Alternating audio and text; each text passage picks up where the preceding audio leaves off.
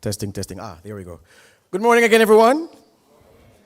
Very happy to have you here. We're ready to get the proceedings underway. And may I invite the JCF band to do their bit where the national anthem is concerned.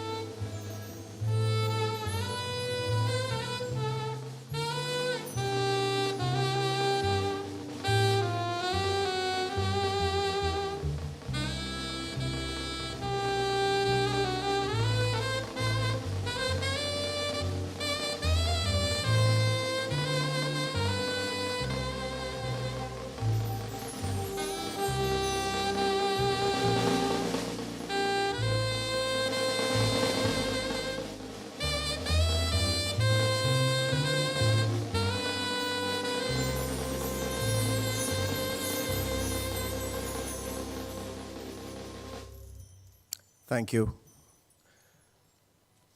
I find myself from time to time having to remind people that when the anthem is being sung, we get all of it. And when we get a rendition, whether a band playing it or you're playing it from a music system, you make do with one verse. It is very much in keeping with protocol. At this point, may I invite a member of the PCOA, Pastor Glenn Samuels, to lead us off with prayer.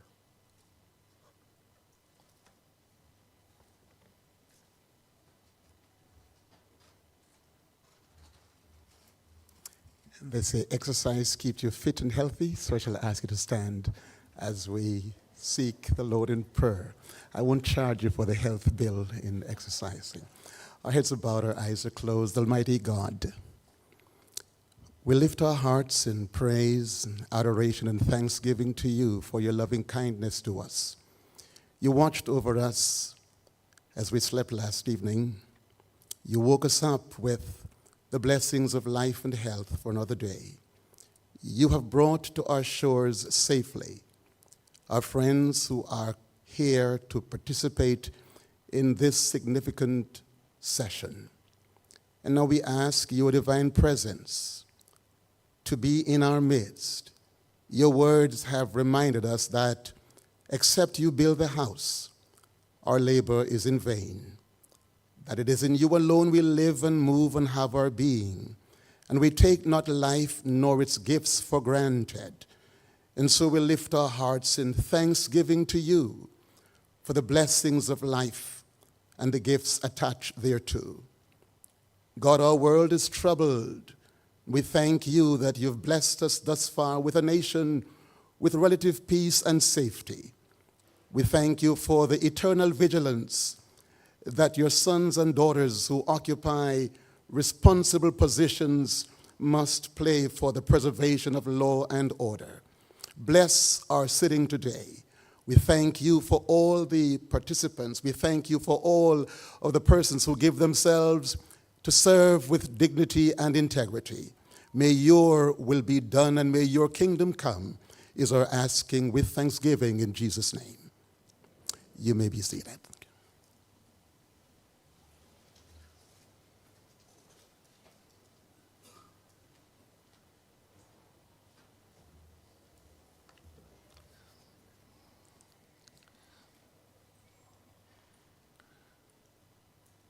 Michael Morgan, Chief Technical Director in the Ministry of National Security, representing the Ambassador, Alison Stone-Roof, the Chief of Defense Staff, Brigadier Mahatma Williams. We have custodies here with us, the Custos of Manchester, Garfield Green, the Custos of St. Catherine, Iselin Golding, and representing the Custos of Trelawney is Clinton Moore. We have with us as well Shona Trowers, Chief Technical Director in the Ministry of National Security. Now, where protocols are concerned, a gathering like this obviously has several important people in here. Well, we're all important people in some way or the other. I've just been asked to, for the record, just to single these individuals out by name. My name is George Davis. I am the Deputy Executive Editor at Nationwide 90 FM, and I'll be guiding you through what should be a very lively morning. It's not long by design, and it has the highlight of presentations by two outstanding individuals, persons who are like all of us here. I had the pleasure of having a brief conversation with them yesterday, and if that sounding is anything to go by, then we're in for a treat on this day. Then, after their presentations are done, in captive time, we will engage in a panel discussion. Now, given the caliber of people in the room, I may call on a couple of you for perspectives based on the issue raised or based on the question asked. We know why we're here. We're here for the inaugural Oliver Frederick Clarke Lecture on Civilian Oversight of Law Enforcement. And it is an event that is being held under the theme, Partnership for Progress, Improving Policing Through Effective Oversight for a Safer Jamaica. Now, it's on the last 3 words of the theme that I want to riff briefly before I move the proceedings on. A safer Jamaica. I'm from a family of law enforcement personnel, and I get the criticism whenever I stand up for the police that it's because your father was, or your brother and your uncles and cousins, whatever. It has, of course, is much deeper than that. You recognize that the police stand between us and absolute mayhem. And when you look at the annual homicide numbers, you realize the threat to Jamaica from persons who are hell-bent on profiting from criminal activity, and in so doing, have the rest of us living in fear. And when you look at the work of the men and women of the constabulary force, not always perfect, in fact, perhaps not often perfect, but the intent of what they do is the spirit in which we should judge their efforts.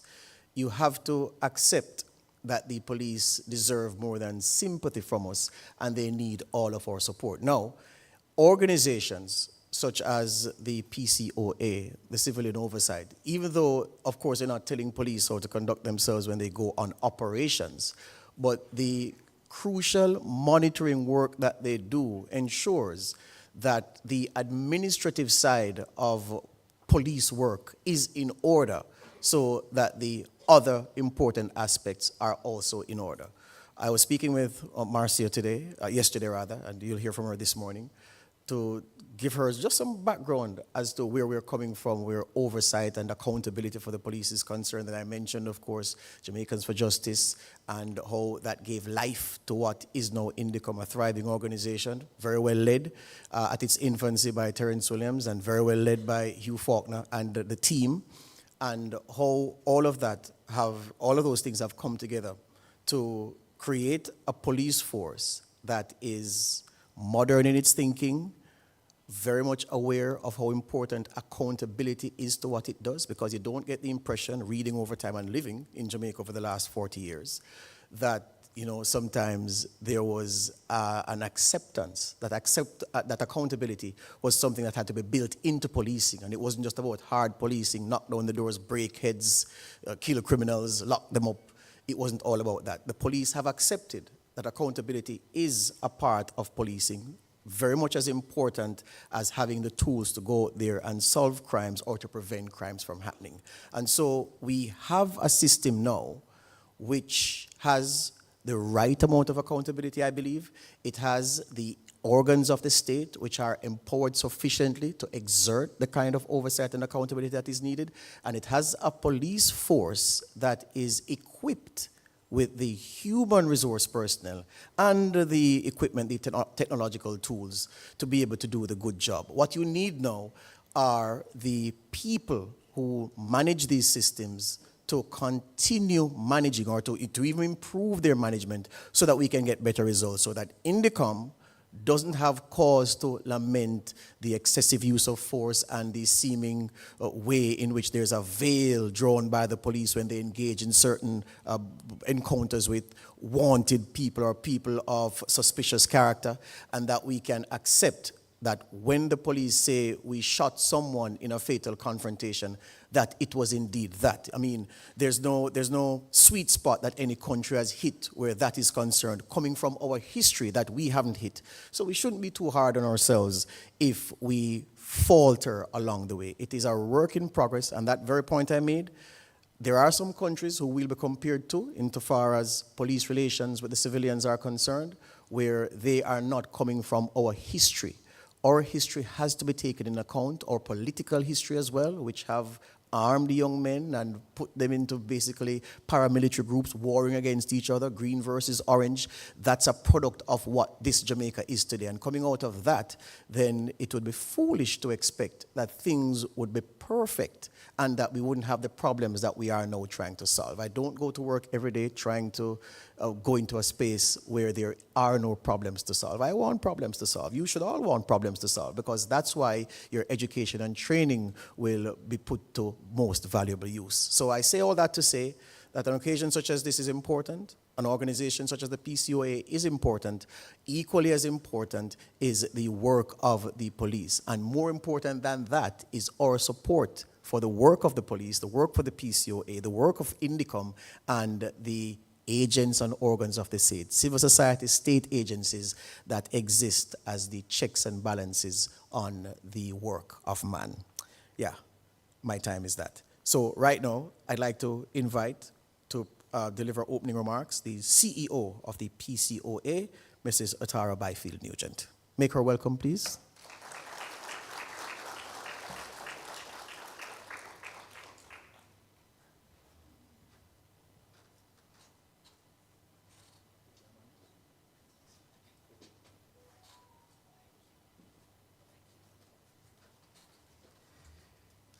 Good morning, everyone. No, man, good morning, everyone. You see me standing in an ankle boot, so, I give thanks nonetheless that I'm able to come here this morning to speak to you, and I want to say personally from the PCOA, thank you for the support. If there is ever any evidence of partnerships for progress, it is this event, because I'm telling you, we had partnership from the JCF, partnership from the Ministry of National Security, partnership from our suppliers, partnership from the RJR Gleaner group, partnership from the persons who are attending. And it shows you the evidence in this room today of the progress that we're making. So welcome to everyone. I will just giving a brief overview of the lecture and of the PCOA. But what I want to take a minute to do, I know I lost 2 minutes just walking up here, but what I want to take a minute to do, and I promised myself, having assumed the role of CEO, that every single opportunity that I get to commend my members and my staff for their hard work and the support that they have given me, I will definitely do that. So all 15 members of my staff, just 15, I want to thank them all for the support that they have given me for this event. So the Police Civilian Oversight Authority was created by statute in 2005. And over the years, it has been trying to navigate a space that is still relatively new in the region. And even some places like the United States and the world at large. We don't always get it right, but what we are is that we are committed to improvement and dedicated to the process. And so with the limited staff and resources, we have to design programs that are impactful, transformative. We have to design programs that are designed to shift attitudes and behaviors. programs that will improve processes and experiences of the citizens, and programs that will build real and sustainable partnerships that will leave a legacy. So the concept of the lecture was birthed more than 12 years ago, believe it or not, way before I became CEO. It started with a vision of one of our staff members, our manager of communications, Miss Karen Cady, and she might not want me to call out her name, but she's at the back there. But I'm telling you, it has materialized into what we are seeing today, and although it's 12 years later, I believe it is now in harmony and in alignment with where the JCF wants to go. So I want you to take a few seconds to look at the person next to you. 2 seconds.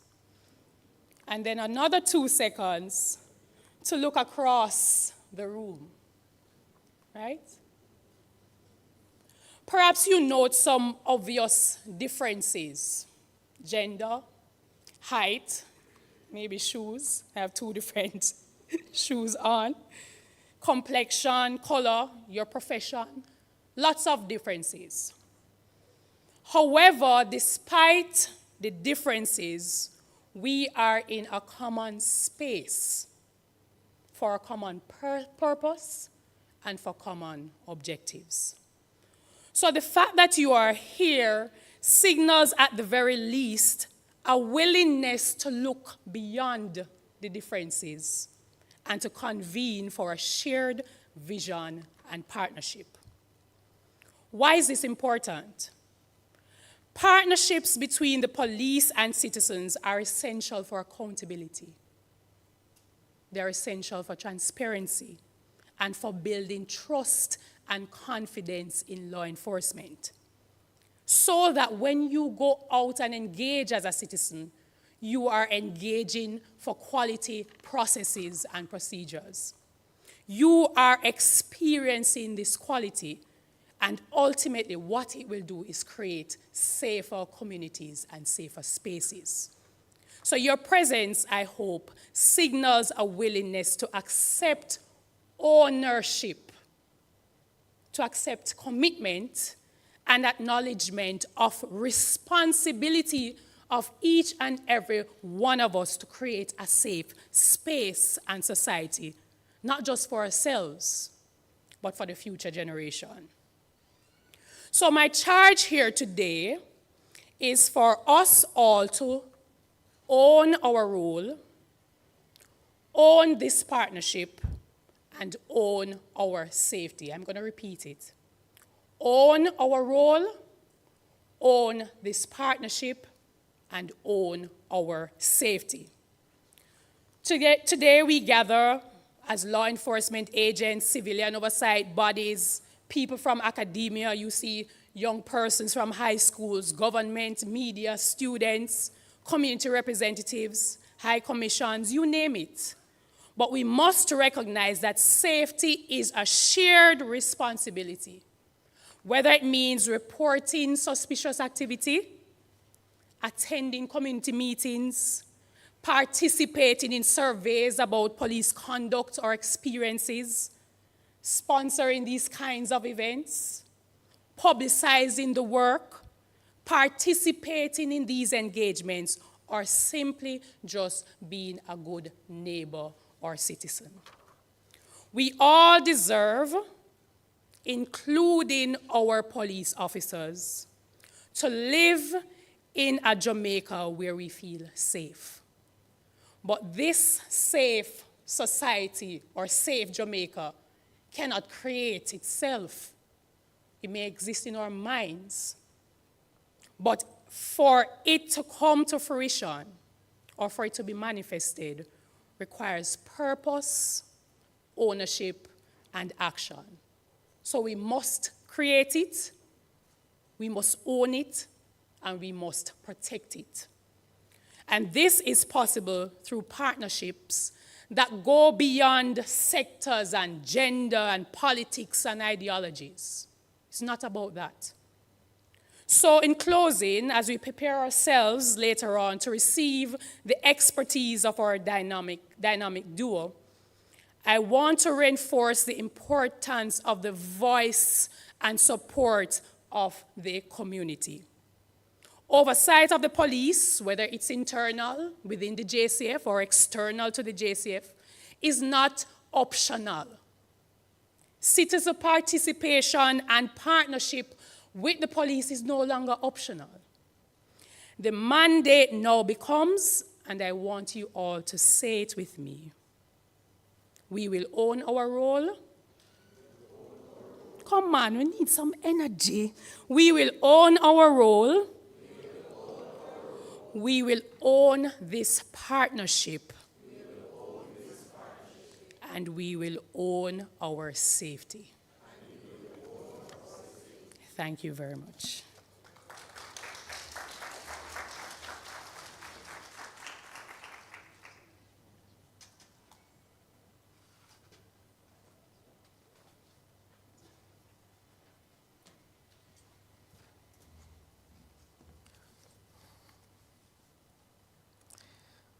Thank you, Mrs. Byfield Nugent. May I invite Mr. Joseph Matalon, Chairman of the Gleaner Company Media Limited and the RGR Gleaner Communications Group to bring greetings.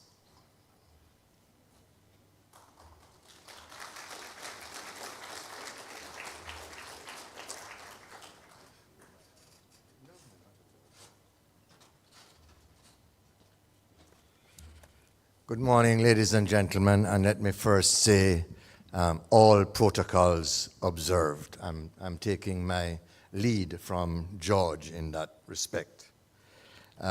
Thank you also to the CEO of the PCOA for what I thought was a very inspiring set of opening remarks.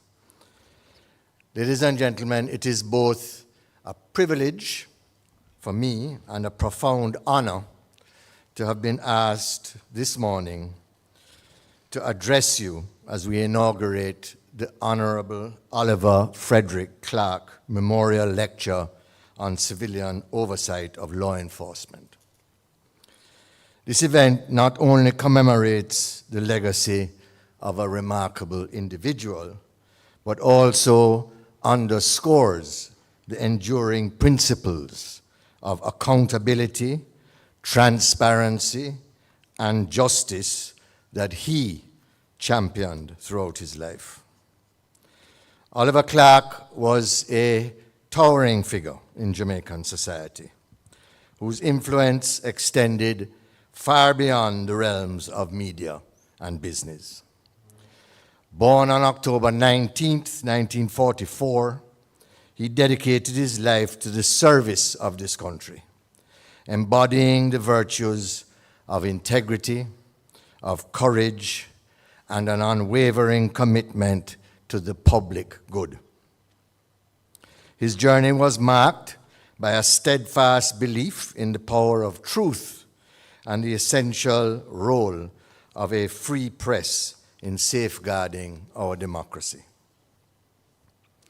Oliver's tenure at the Gleaner Company began in 1976, a period during which he transformed the newspaper into one of the most influential publications in the English-speaking Caribbean.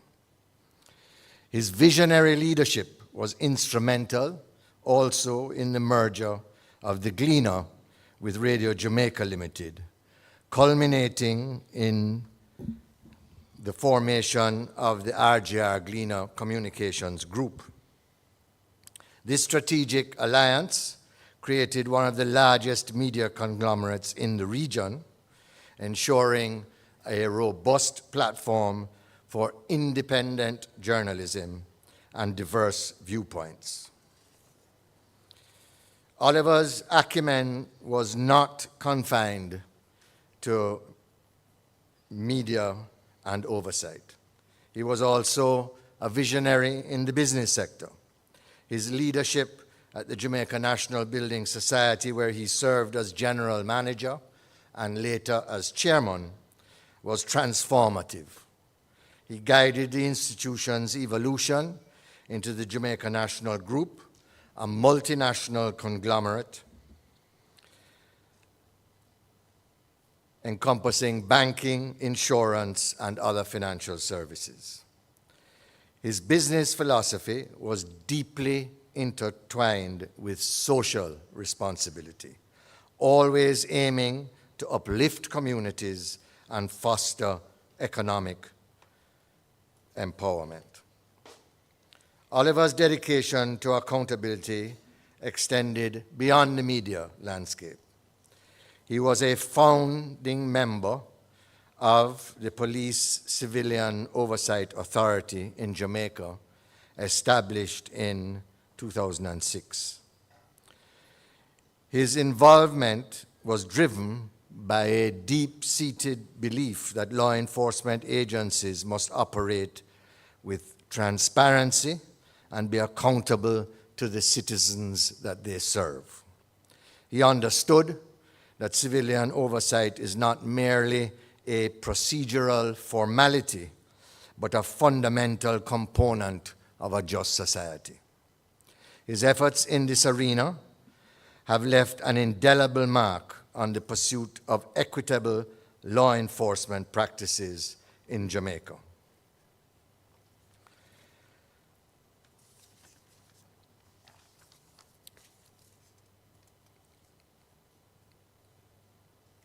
On a personal note, those who had, as I did, the privilege of working with Oliver remember him not only for his professional achievements, but also for his warmth, humility, and unwavering ethical compass.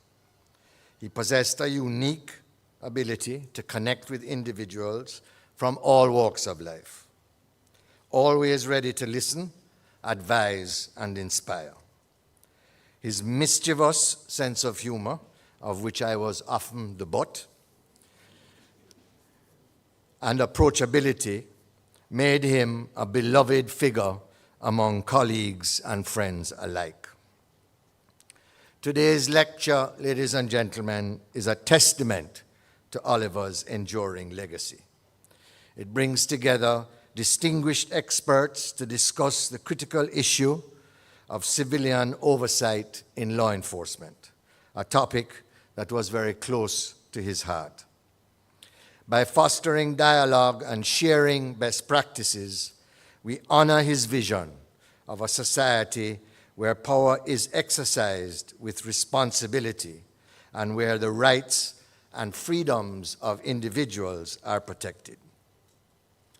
As we reflect on Oliver's monumental contributions, let us reaffirm our commitment to the principles he held dear.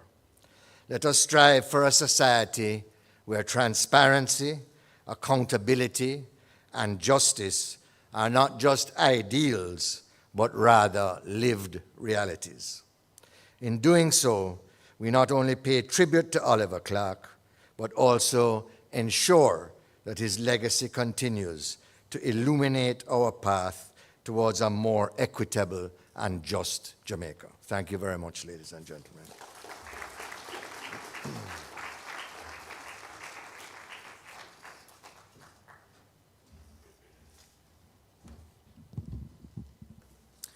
And thank you very much, sir. Thank you. So we're moving along. I invite Michael Morgan, Chief Technical Director in the Ministry of National Security, for his greetings.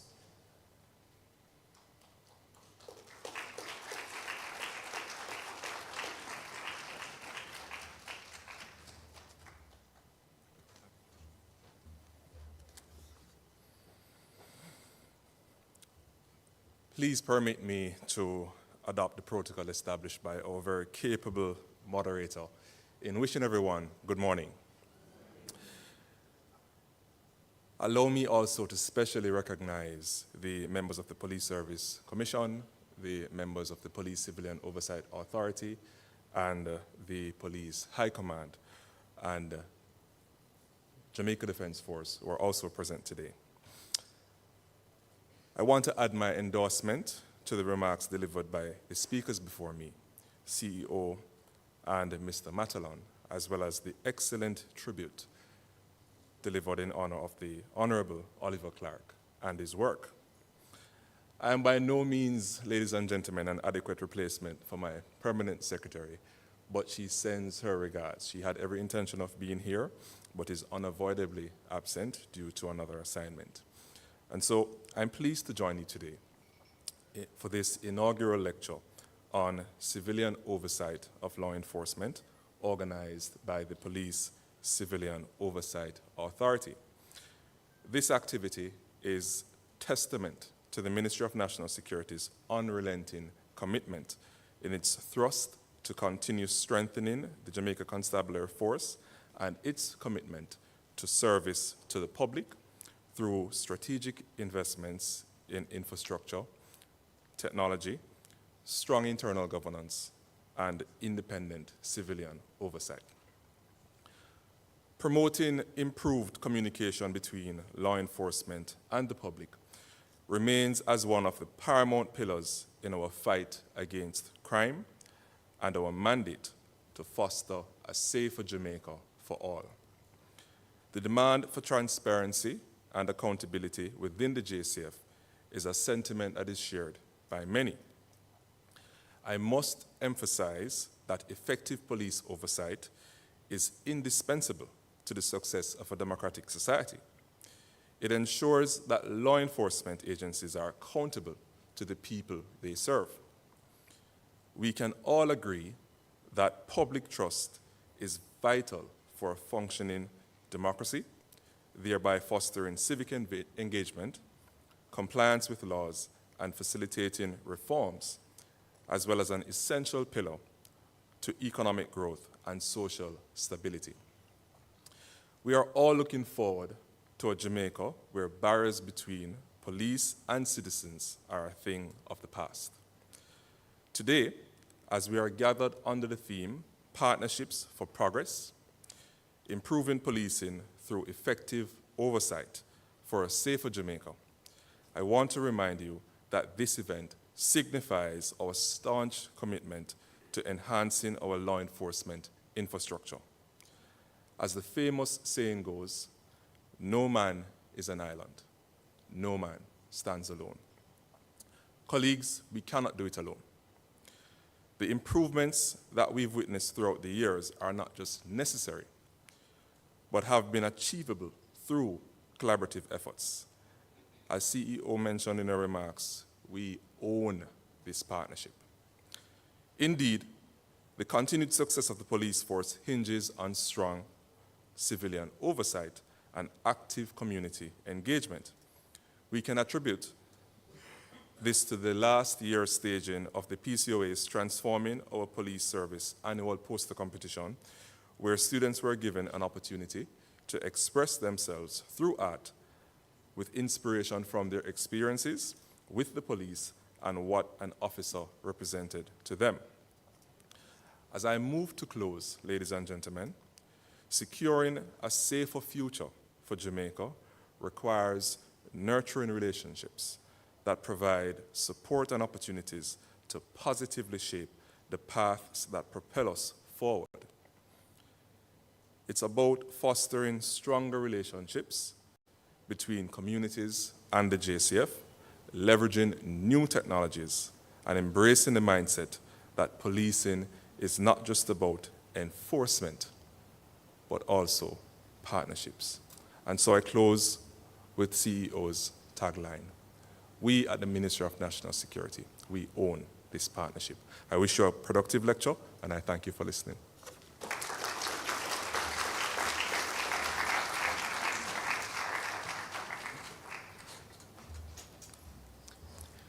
Thank you very much. Time now for a video tribute to the Honorable Oliver Frederick Clarke. The Honorable Oliver Clarke, a champion of police reform.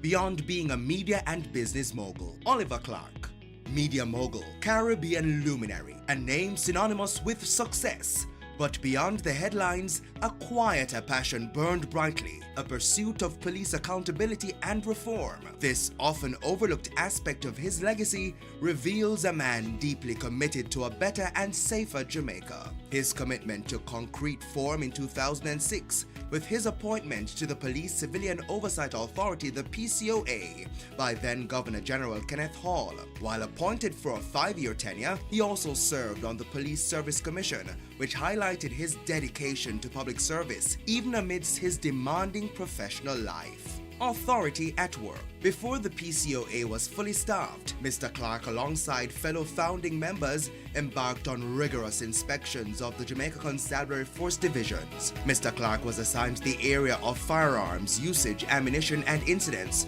collaborating with officers from the then Professional Standards Branch and the Performance Audit and Monitoring Bureau. He understood that true reform required dialogue and understanding from the ground up. Hence, public forums became a critical component of the authority's operational plan. Driving change, international perspectives. Mr. Clarke became a driving force in advancing best practices. He had a pivotal role in the staging of the groundbreaking 2010 seminar, broadening the partnership of civilian oversight of law enforcement.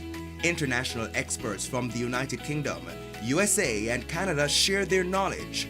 Mr. Clarke's opening address challenged everyone to embrace transformative change. He understood that Jamaica could learn from global experiences. He went beyond local boundaries, facilitating meetings with figures like Sir Paul Stevenson of the London Metropolitan Police and West Midlands Police Authority in the United Kingdom, exposing PCOA members to international policing models. A lasting legacy. The Honorable Oliver Clarke's contributions to the PCOA and to civilian oversight in Jamaica are a testament to his commitment to a better nation. His legacy serves as an inspiration to all that transformation of the JCF and advancing security and safety in Jamaica will require the active participation and partnership between the police and the public.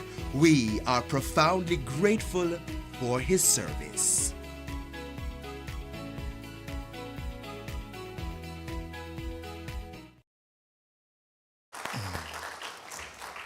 Applause is in order. Okay, to the main event. And I want to introduce to you Marcia K. Thompson. She's department chair and assistant professor and has been a global human resources executive at Amazon, where she served as the director of community innovation. She's an attorney and has over 20 years of experience working on creating equitable workplaces in corporate, academic, and within the public sector. She began her career working for the Department of Justice, where she realized her passion for helping people. During her tenure there, she was trained in policy review, consensus building, mediation, and civil rights protections in the workplace, and became a volunteer EEO counselor. Marcy also created a recruitment initiative while working at DOJ within her agency to assist with creating access to and diversifying one of the core positions. For many years, she has worked nationally on social justice, equity, reform, and community engagement in some of the nation's high-profile cities, seeking assistance with police reviews, assessments, reform, and community trust building. May I invite Marcia to share with us. Make her feel welcome, Jamaican style, no? Yay! Come, Marcia.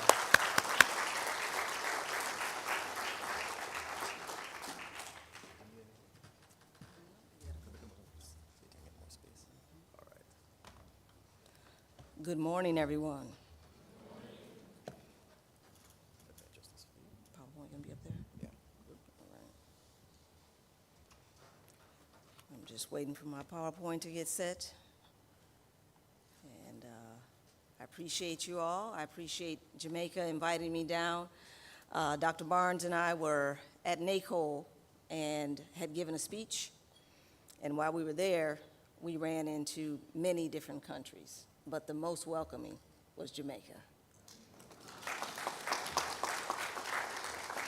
And so much so that we're here today. A lot of folks invite us to a lot of places, and Sean and I were saying that. We were saying, you know what, we get invited a lot after we get off the stage, and not many come through. And so when we got the call, and I don't know, it may have been a year later, we got the call to come, we said yes, we'd be here.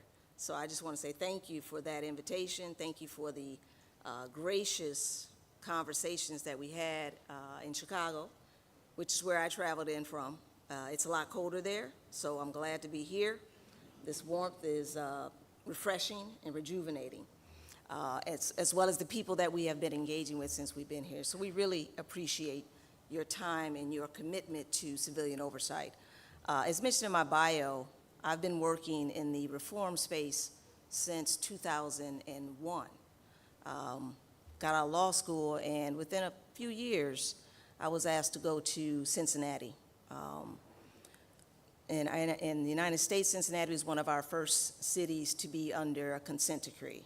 And so when a city is determined in the United States to be under a pattern of practice by DOJ, they're put under a consent decree. And so I don't know why 3 years or 4 years out of law school, they thought it would be good to send a young lawyer down there when the smoke was still on the ground. But I went. And what I saw there was, I'd say, different than what I'd been exposed to in my career. But I was inspired by the fact that they had asked me to come. And at that time, it was called ethical policing. That was the term we used. And you know the terms change depending on what the atmosphere you're working in.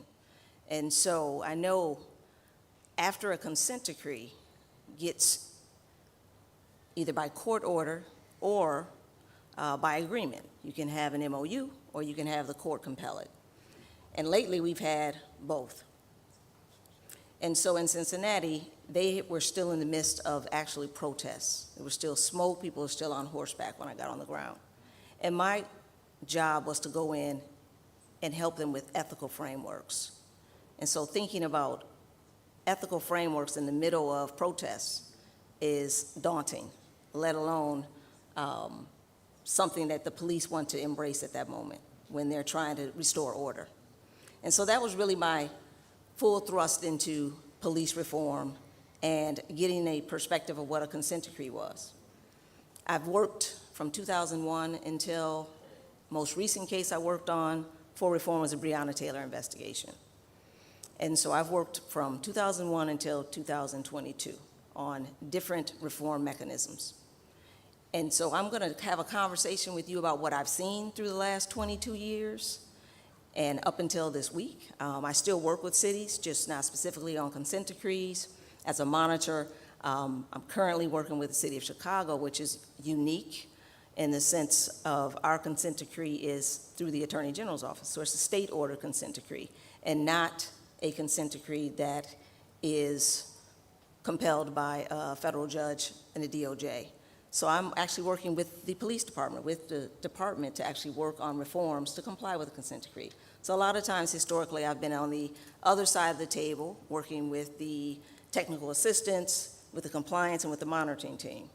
And I've also worked in the Virgin Islands, as well as Baltimore and Denver. And so I'm going to give you some examples of some of the places that I've been to and what I've seen for oversight that I think, I won't say best practices, actually I'm looking at some next practices, because some of the best practices are no longer what we should be doing. Those are things that may have worked in the past, but as we look to the future, we're going to need to embrace some new things. I know one of the things that was mentioned in the people prior to me was innovation and technology. So I am looking at, I'm going to call them my C's. I'm glad that the persons that went before me, we didn't use the same acronyms because I'm going to have my own. So I've got how we conceptualize oversight. What is the composition of your oversight agency? What is the collaboration between your oversight agency and your police organizations? What is the culture of both the police department as well as their oversight agency? And then what is the credibility of both? So those are things that I want you to really focus on when I'm talking to you. So when you talk about conceptualizing, when you created your oversight, what was it that you were thinking about? Were you thinking it was going to be making recommendations to the police and telling them what you thought might work? Or were you thinking that you were going to have complete autonomy where you could extract reports, have access to data, and write your own reports, independent of the policing agency. And I think that's something that a lot of oversight entities don't think about, is the concept of what we want. We come up with legislation, we come up with statutes, we come up with an ordinance, but we really don't walk ourselves through what do we want to be as an oversight agency, and how do we want to function with our police department. And so when I go back and work with agencies now, they're already in place, just like yours. And I ask them those questions, basically the who, what, when, where, why, and how. And I ask them, when did you get started?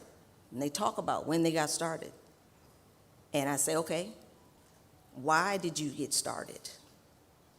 Was this because of an incident that happened? Or was it because you were being proactive?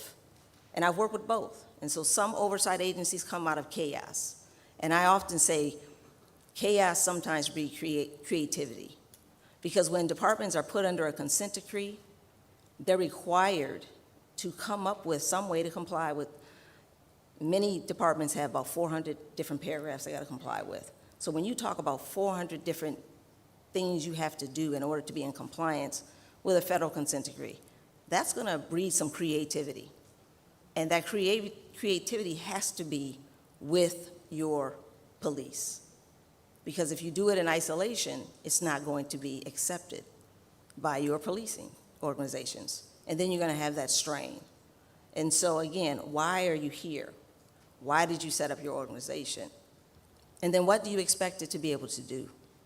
And if you expect it to have authority and autonomy, then that has to be in the ordinance.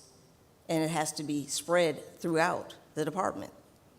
We have some organizations that have no authority. They have autonomy, but they have no authority. And so when they go into situations and they ask for data, they're blocked. I just worked with a department. I'm not going to shout out their names because this is being broadcast all over the world, so I have to give some discretion in that. But one department was proactive. Their city manager, city attorneys contacted me and said they want to create a civilian oversight. So the first thing the police said was, well, they can't have subpoena power. And I said, well, why not?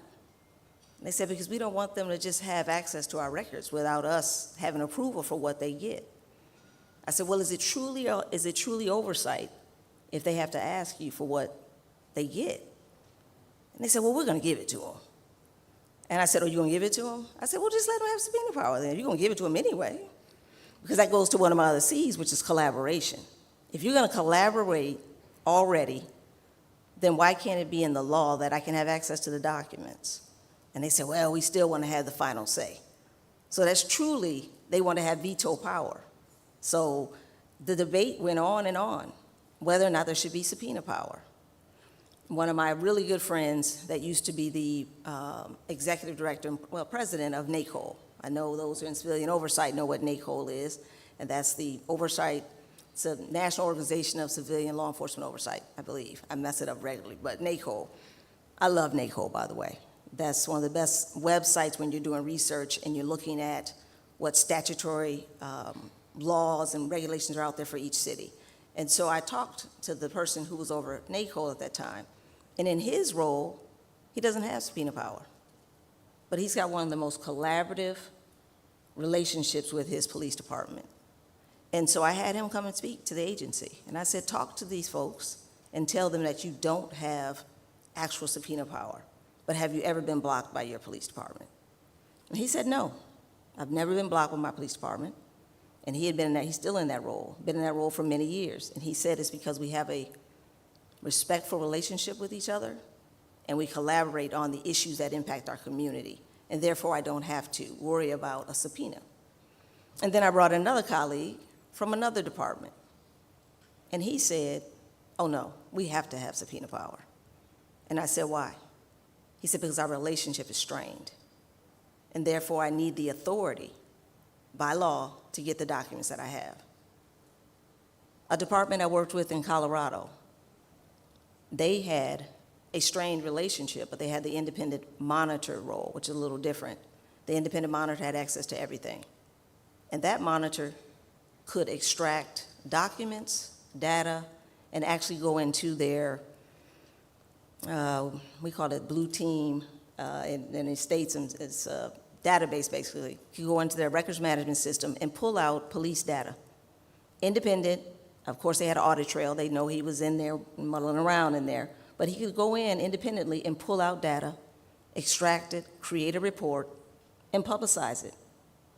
And so initially that was a strained relationship because there were some reports that came out that the police chief or commissioner or superintendent or colonel, whatever the name that the head person went by, said you could have gave me a heads up because the data that was shared to the community, it wasn't a good light. And so it showed some trends that may have been good for him to have given a heads up to the police department. So when you start off with that relationship that you have that authority and you contextualize that you are going to be independent, it doesn't mean you can't collaborate. And that's what I think a lot of the discomfort comes from, is that you may have the authority, and then if you collaborate too much, which I had another department I worked with in Texas, where the community thought they were too collaborative. So is there a fine line between where the police and the oversight agency cross over where there's no credibility for either? And the community feels like the police and the oversight are working together and not working together in the benefit of the community. And I think that's when it causes a problem. And that's where there has to be respectful relationships, but not relationships that get muddled and get cloudy. In Chicago, we have, I think, 3 layers now. I may have to ask Dr. Barnes to clarify for me as well, because I know he started out in one of our civilian oversight in Chicago. And in Chicago, they have civilian oversight, and then there's now an elected body, and then there's another body. I think there's at least 3 different, 4, see?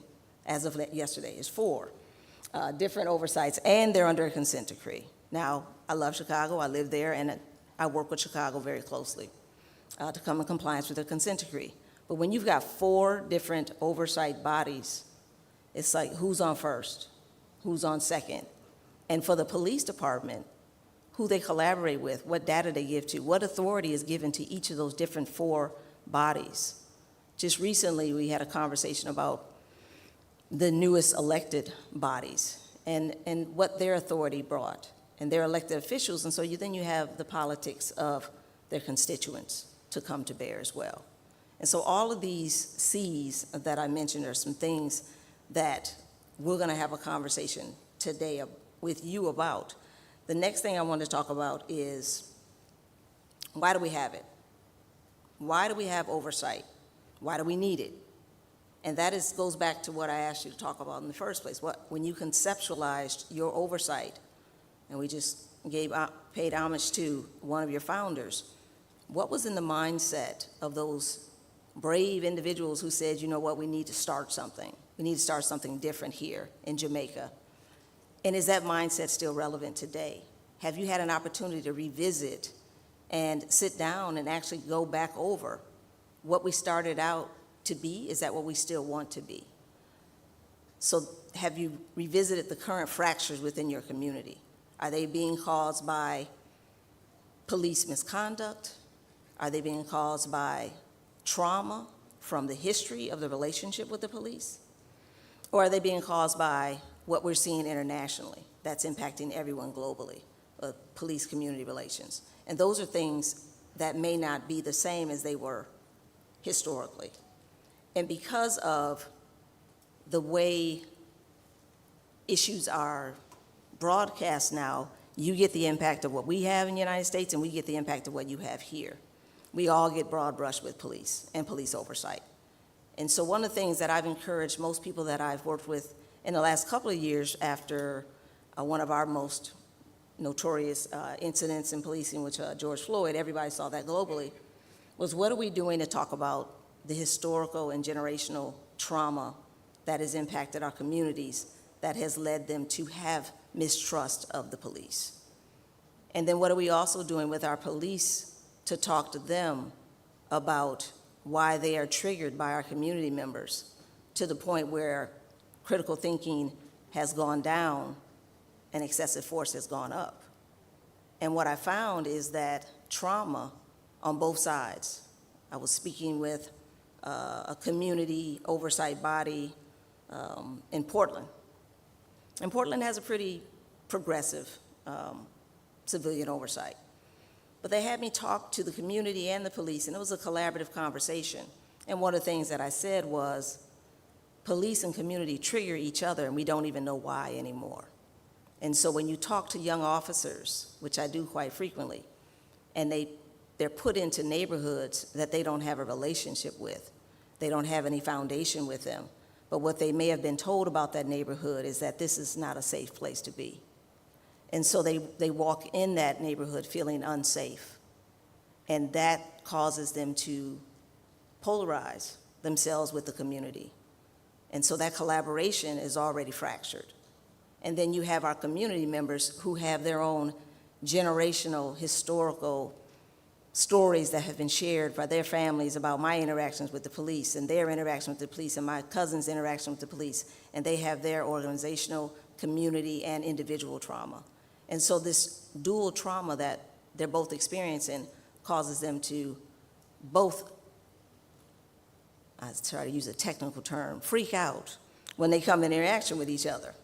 And so historically and statistically, if somebody gets stopped, even if they just hear the whoop whoop behind them, between the ages of 16 and 34, and they come from a BIPOC background, immediately their body changes. And I'm just saying 16 to 34. If I hear the whoop whoop behind me right now, I probably would have sweat. So I'm saying 16 to 34 because that's usually our youth, and their interactions are a little different than ours. But research has shown that age group automatically gets stressed. So then you've got your police coming to the car to interact with that individual who already is chemically stressed. They may physically be sweating. And now you've got a new officer who also was told that this is not a safe community. So what is that officer going to do when they engage with that individual? They're going to freak out too. And so therefore, in order for us to really address some of these issues, we have to address the trauma. We have to address the stress. We have to address these interactions. And how can we do that in civilian oversight with policing? How can we use understanding that everybody has been traumatized, everybody has gone through something, and that when we come together, it causes some type of physical reaction between us. We want that physical reaction to be a good reaction. We want the smiles, we want the "how are you doing, officer?" When they ask me, do you know why I stopped you today? I said, absolutely not, because I'm a law-abiding citizen. We want that kind of reaction. We want critical thinking to be up. We don't want critical thinking to go down. And oftentimes, in those stressful situations, we know that our critical thinking goes down. And so talking to our youth and talking to our civilian oversight and talking to our police about how do we engage, I was so excited when I heard about the design ideas that the youth brought in, because that's what I was thinking about, that C. You see it on there, was creativity. It was already on there, but they made me think about that was a creative way of getting youth involved with public safety and doing it through civilian oversight. So creativity is going to be something that we need to refocus on. And how do we address community trauma, police trauma, and then also the illusion that civilian oversight is coming in to take over the police department or tell them what to do versus working with them. Independent oversight versus collaborative oversight. They don't have to be distinct. You can have independence and still work collaboratively. And there are definitions for both. Independent usually has autonomy, and the key word that I underlined was authority. They have the authority to go in and get what they want. Collaborative, what I underlined there was they have a shared responsibility. Our eloquent opener said, we own this together. So that highlights that shared responsibility of civilian oversight and police. And so I don't think that it has to be one or the other. I think that it should be independent by authority, but collaborative by nature. And if you do that, I believe that's going to push us into the next area that we want. And I've seen both models work. One of my favorite models was like a jury. Of course, I'm a lawyer, so I'm gonna throw that out there. But it had 6 civilians on it, and it had 6 police on it. And they would get together, and anything that was considered a serious incident, that 12 body would come together. And the 12, 6 of them were nominated by the police commissioner or the chief, and they had terms. And they also had the union on there. A lot of times I did not see that, where a union representative was also on there to make sure that the officers' rights were protected during any of those administrative reviews of a case. But the other 6 bodies were community members who applied through the mayor's office or through city council. And they were interviewed, selected. Their intentions were interviewed. Why do you want to be on this body? Are you here to stir up, or are you here to collaborate? And they would select the folks, and I believe it was a 2-year term. And they had asked us to come in and check to see if their body was still viable. And that's what I don't see a lot of agencies doing, is revisiting your viability for today's issues. You have to revisit your viability. So when they asked us to come in and look at that, I was already excited because they wanted to self-assess themselves. No one forced us to come there. There was no consent decree. There was no critical incident.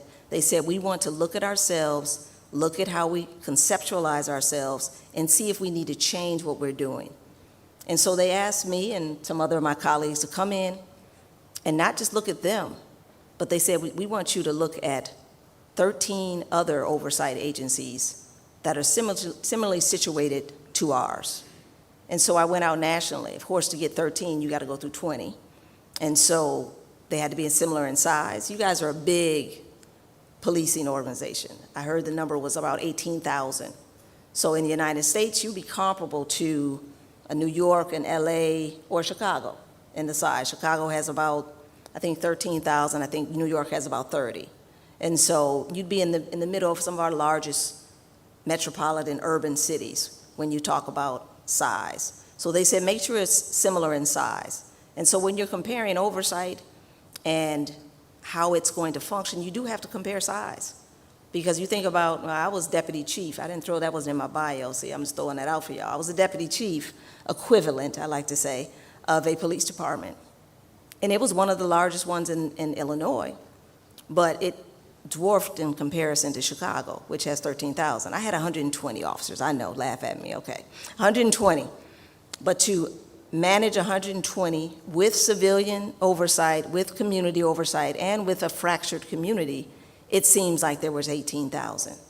Now, I had a good department. I came in with a chip on my shoulder, being a civil rights attorney, and they definitely thought I was a spy being sent in by DOJ. I was not.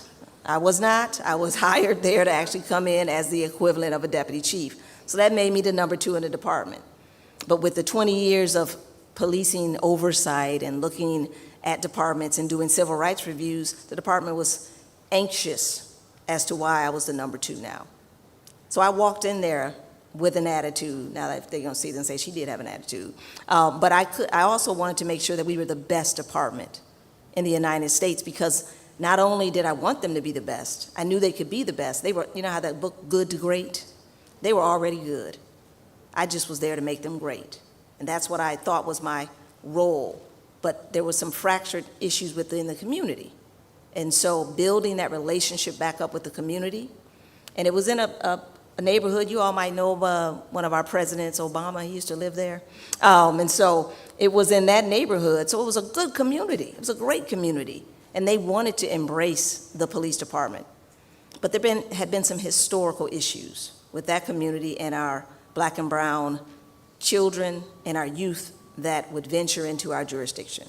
And so they had created some racial equity frameworks, but they also created some civilian bodies. And so that was part of my main role, was to work with those and the community to bring them back together. But the first thing I did is said, why were you created? Because when you were created back then, I was not here. And the mandate you were given then may not be relevant for today. And so we spent a lot of time doing self-reflection, finding out if the people who were on the oversight body were the right people. Now, mind you, we were a private agency, so anything we did was voluntary. So going back to my earlier thing, Do you need the authority, or do you want to have the leadership that actually owns it and says, regardless of authority, we're going to do it? Because as a private policing organization, we didn't have the same responsibilities for transparency. We didn't have the same accountability requirements. And we also didn't have any of the state requirements because we were a private police force. We had the same rights to arrest you, though, and take away your liberty. So we responded as if we had the same responsibilities as the Chicago Police Department, which we didn't. But we were very transparent. We put all of our arrests, all of our stops, everything, all the data up every morning so that the next day's words were out there for the community. And sometimes the words were not as good as you wanted. And you would get a call, and someone from the community would call in and say, what happened? And so when you're looking at whether you do it voluntarily or you do it by mandate, I think that it also starts with your leadership. I would not have taken a job working in policing if I didn't believe the leader was going to be a person who was going to champion the things that I believed, because if we were at odds inside our own police department, it would not have worked. But I knew that leader. I took ownership of being his number two, and he said, I want you to build our community's trust back, and I want our community to be involved. So one of the things that I've seen work, not just in our department, but across the other agencies, is the training that you do in civilian oversight and that you do with the police. So one of the things that we did was we actually trained all of the community and the police together on a problem-solving model, a very simple problem-solving model, one that I know Dr. Barnes and I learned, I can't say his age, but we learned back in the academy. He's 34. Yeah, he's 34. So when I went to the academy, it was in the 1900s. So we've moved a long way since then. I did not go back to be the equivalent of a deputy chief purposely. So I have not been to formal academy training since the 1900s. I know that's a long time.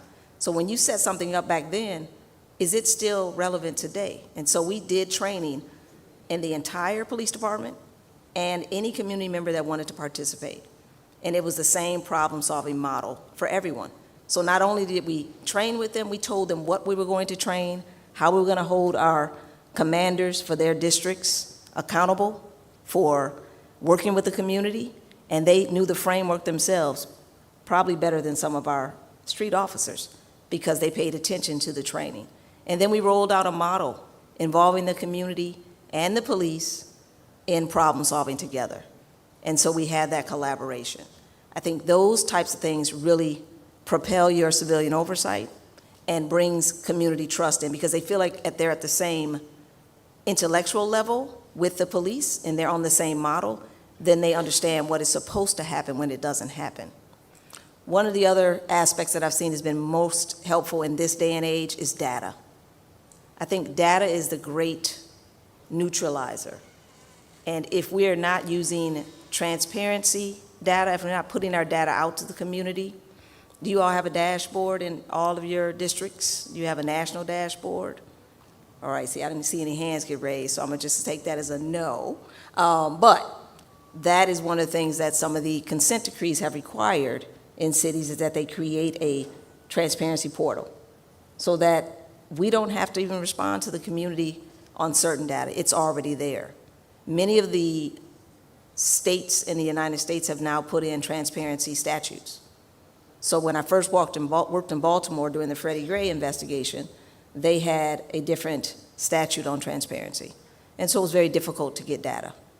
But now the whole state of Maryland has changed, and now data transparency is part of a mandate. So if a community member wants data, they can request it and they can get it. A lot of these departments have created a dashboard because getting the data out became another burden. How do you get the data to the community member in a timely way? And so with the new technology, the dashboard puts everything up there. They can have access to it, and if they want them to pull it, they of course can do that. But you can tell the community exactly what you want is there. You can put it in the search, and you can see how it works. One of the chiefs, we were just talking about this chief yesterday, a colleague of ours, created one of the best dashboards I've seen in the country. And he said, come on down, let's go to a community meeting together. We're gonna have community, police, all together in one place with our dashboard. And he rolled out a big TV screen, and one of the community members raised her hand. I was sitting there in the back. And she said, you all don't patrol my community.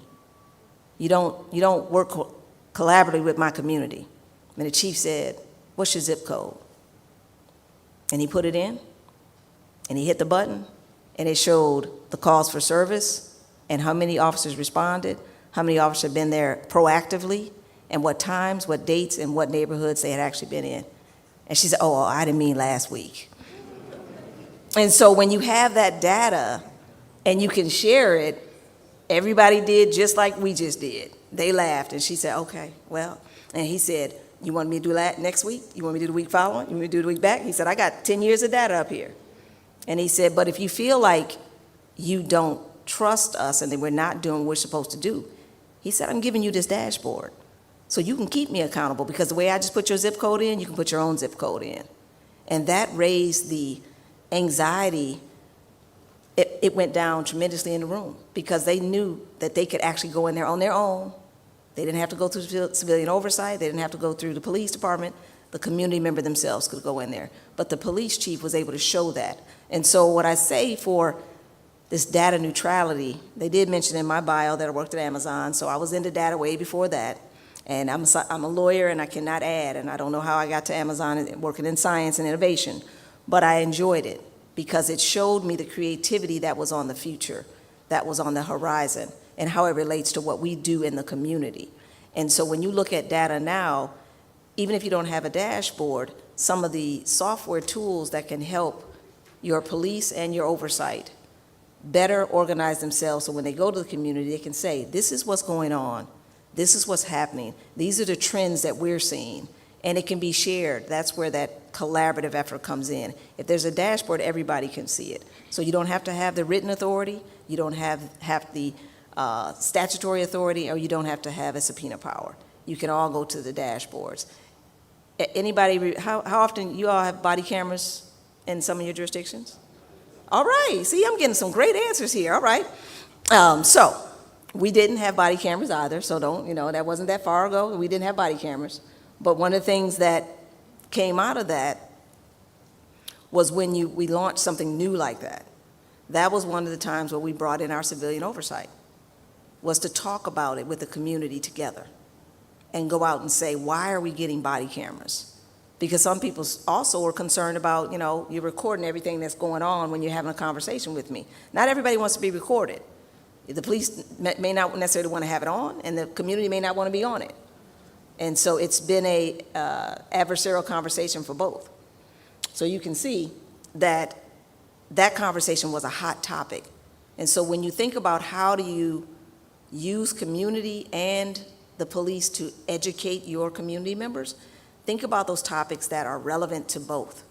And they will show up because they want to know what you're going to do, how you're going to use it, and how is it going to impact their community. And so whenever there's something that is new or innovative, that's the best time to invite your community and to have a conversation with you before you actually deploy it. Because once you've deployed it, it's already out there, and there may be some distrust. And so having those conversations proactively. And that's what I liked about that oversight agency that asked us to come in and review proactively and look at 13 other jurisdictions. And that took a lot of work for me because I didn't have AI back then. And so I had to read all of those oversight standards and call individually all of the oversight heads and ask them what works, what doesn't work, what would you change? And doing that actually inspired them to ask those questions of themselves because I was interviewing them. But giving that information back to the department, I realized that they were actually more progressive than many of the departments because they had that equal composition of 6 police and 6 civilians, and they did treat it like a jury. They didn't have to be 100% in agreement, but if one person felt like the decision the chief made on a case was not aligned, they could write similarly to a dissenting opinion, and it would be published along with the actual report of the police and the other 11 civilians and the 5 and 6. And so it would say 11 of us agreed with this outcome, one of us dissented, this is why. And the chief would review that, and then they could decide whether or not they wanted to open that case back up. And I thought that was a really good mechanism because the police felt like they had a voice in the room, and the citizens felt like they had an equal voice in the room. And they trained together from the beginning of the process. That's another thing. I like that we started training our new concept with the community at the same time because we started at the same place. But I also like that they, when they get assigned to be on the oversight body, they train with the police.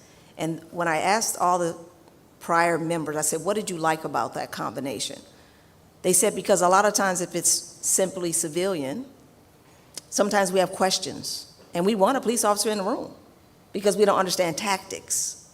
And we don't understand what it's like to be in their shoes. And we don't want to second guess them. And they don't understand what it's like to be in our shoes. And so that's what the police said. They said having that equal opportunity to have that conversation with someone who actually is in the community and to give them your perspective in a non-hostile environment was very helpful. And so that's why I say that a combination of independence, collaboration, and oversight is probably going to be the best model. Now, technology is going to be something that I pushed here, and so the data neutrality, how you all do it is going to be a little slower than what I would like because technology is going to be something you all have to embrace in order to really go through it. We would review about 30% of our body cameras regularly and then put out what we find. And so now with advanced technology, AI, large language models, you can put all your body camera data in there and it can flag whatever you want. Now, it's going to take away some human touch, but you're still going to need human touch. But we could only do 30%, and I told you our department was a small department compared to 13,000, 18,000. So how many body cameras, even if you had them, could you review in a certain time period every month or every quarter or every year? And so thinking about that and how you do that, and we assuming you now have the body cameras, this is the assumption, but you have to get some way in order to go through all of that data, and you're so disparate in your locations. And there's different leadership in different locations, even though there's one leader. When I worked in a federal agency, we had field offices, so it's very similar. You have one head, and you've got many different field officers. Those field officers felt very autonomous because they're separated from everyone else. And so the technology has to unify those areas too. So that's one other reason why technology is going to be helpful with your oversight is everybody will be feeding into the same system.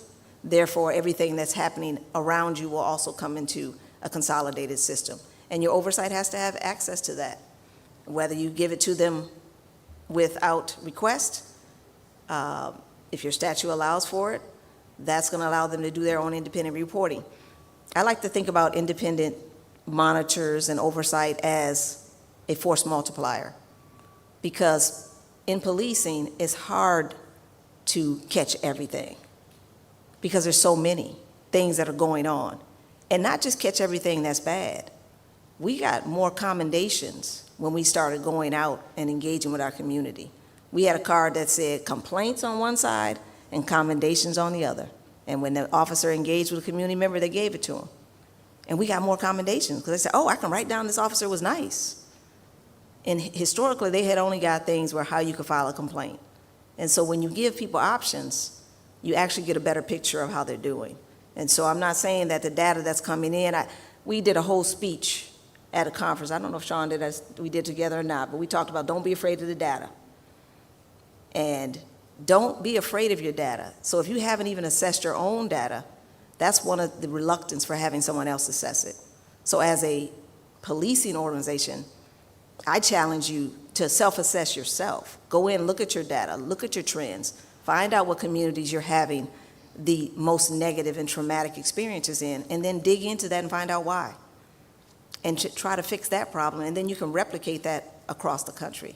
Because if it works in one community to remove some of the trauma and some of the historical damage and fractures, it's going to work in another community. But each community is nuanced. Seattle, I'll leave with my colleague's new city. He was not there when this happened, but there was a plan called a micro community policing plan. And again, I may misquote how many communities they had, but about 57 different unique communities. In each of those communities, they created a nuanced community plan. And each of those community plans was shared with the community, with oversight, with the police, and then with an academic institution.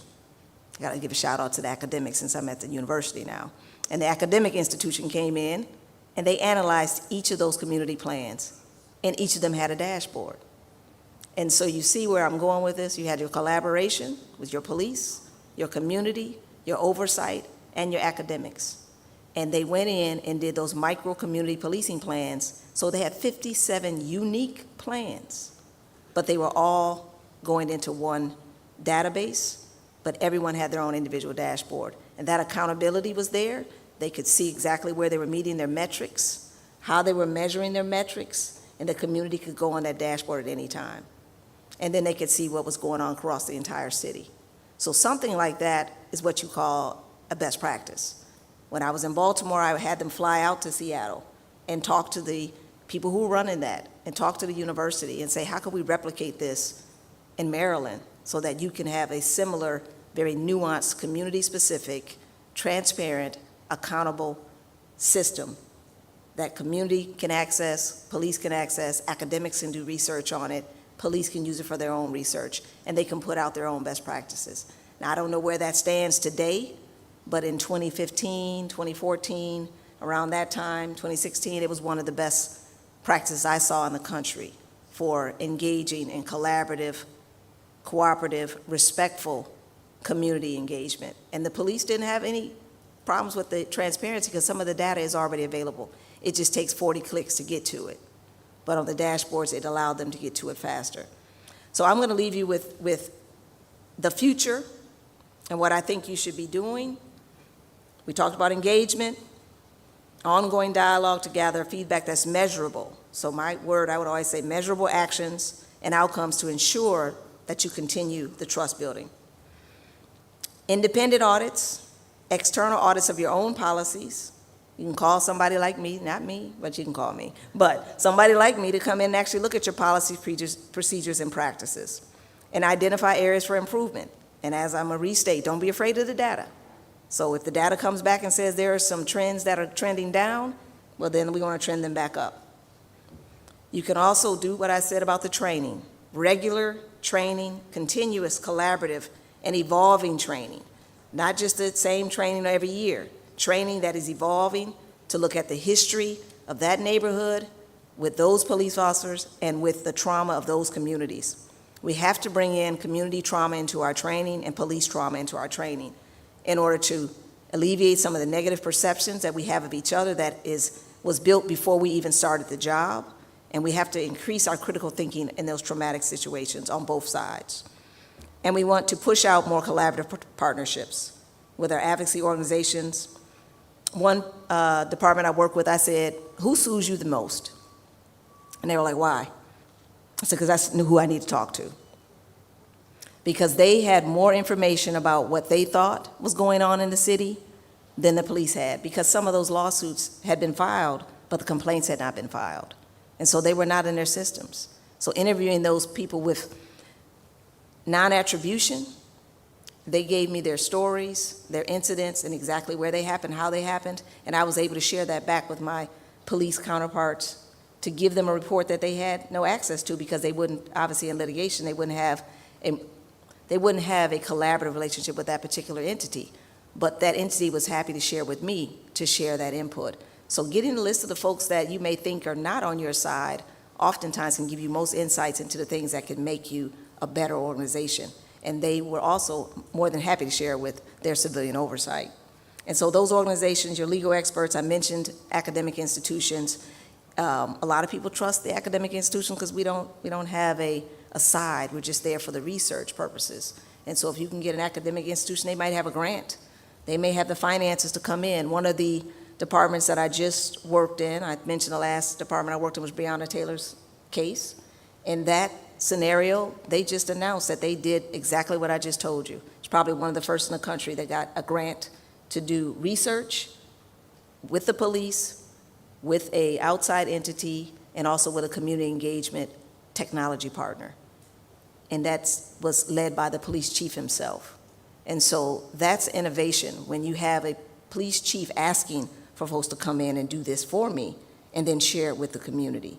And so that's what I will leave you with, is that is the future for me, is the data neutrality, and that will build common ground between you and your community, just like it did for some of the chiefs that I've worked with in the past. Thank you for your time. Thank you for inviting me, and I will yield back my time to my next speaker. Appreciate you all.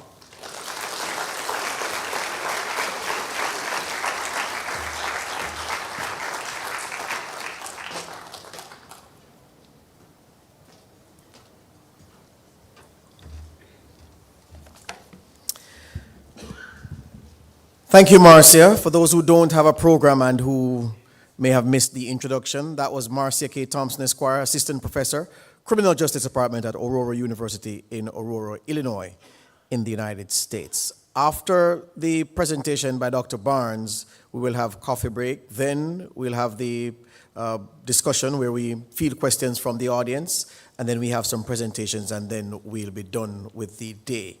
So, the next presenter is Dr. Sean Barnes, Chief of Police for the Seattle Police Department in Washington State. And he is a nationally recognized leader in crime reduction and community police relations.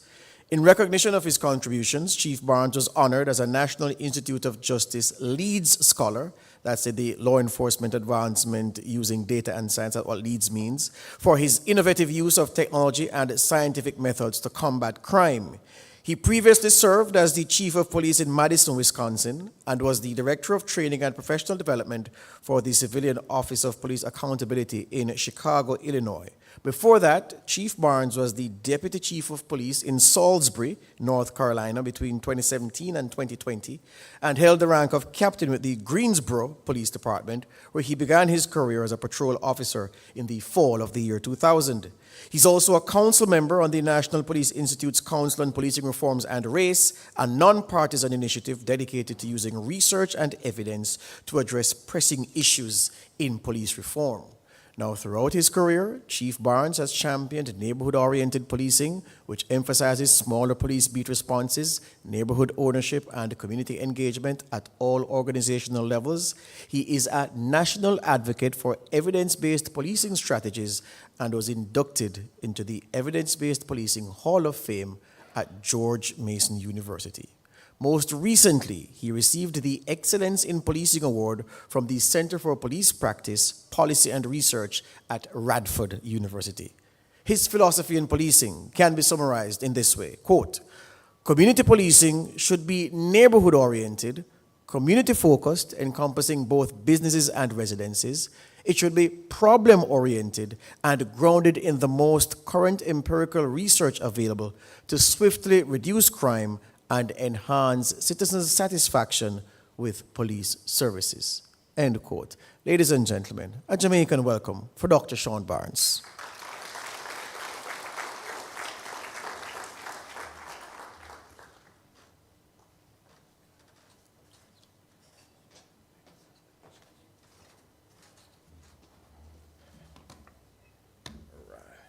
This is the clicker.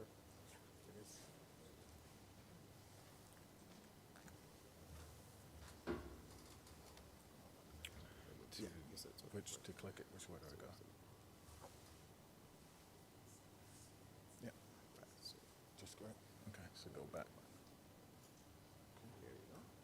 Okay, great. Good morning. I am so honored to be here today. I know I stand between you and a much-deserved break, so I will adhere to the time frame that I was given the best that I can. I will make these slides available to you as a resource.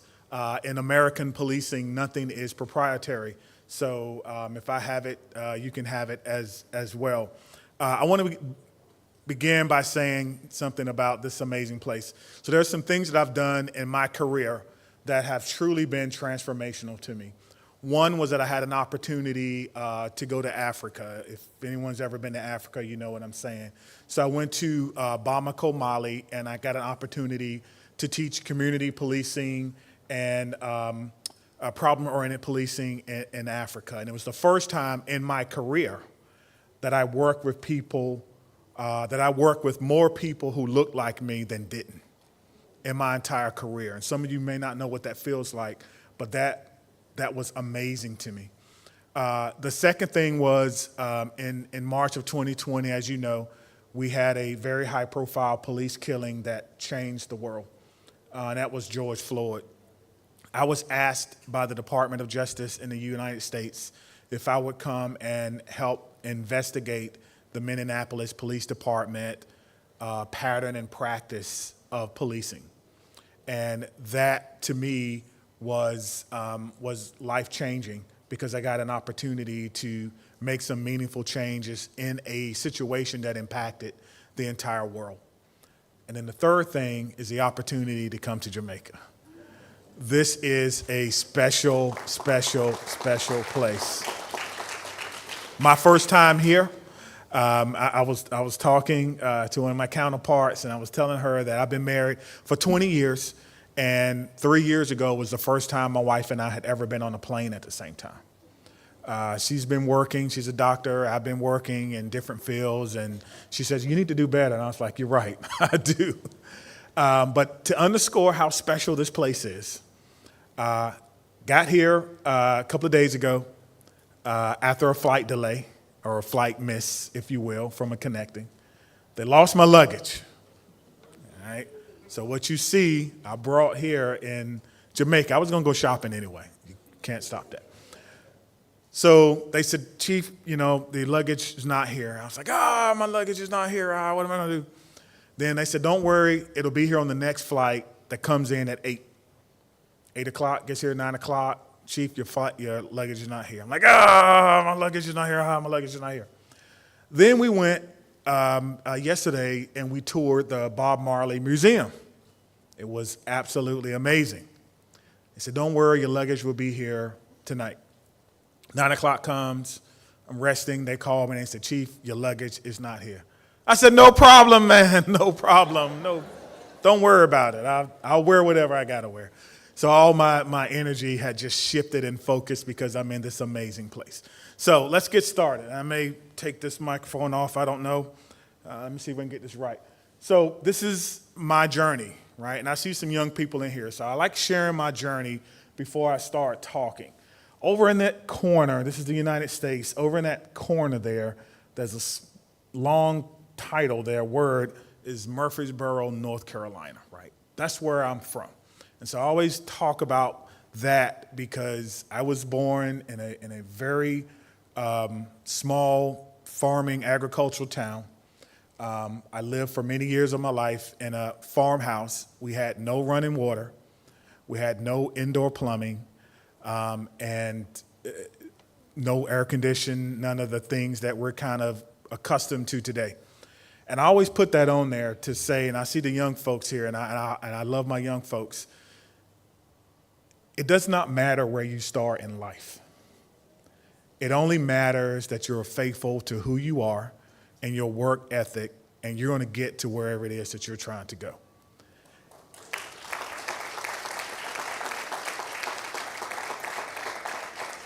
Because there's a lot of people who would have never believed that that kid from Murfreesboro, North Carolina, who wore the clothes that other people gave away, would be standing here in Jamaica right now speaking to you guys.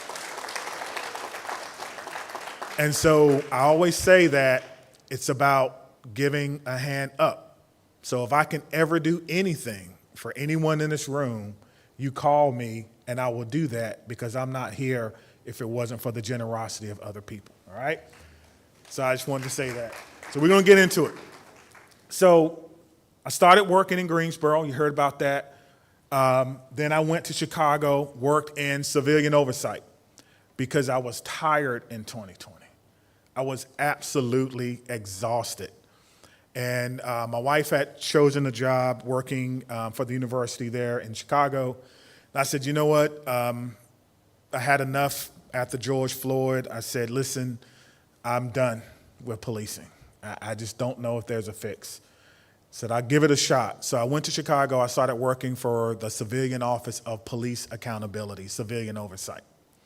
And it's just amazing how the world works. So I go there and I'm working as the Director of Training and Professional Development. And my job is to train the investigators to ensure that if the police change their tactics, you know what they are.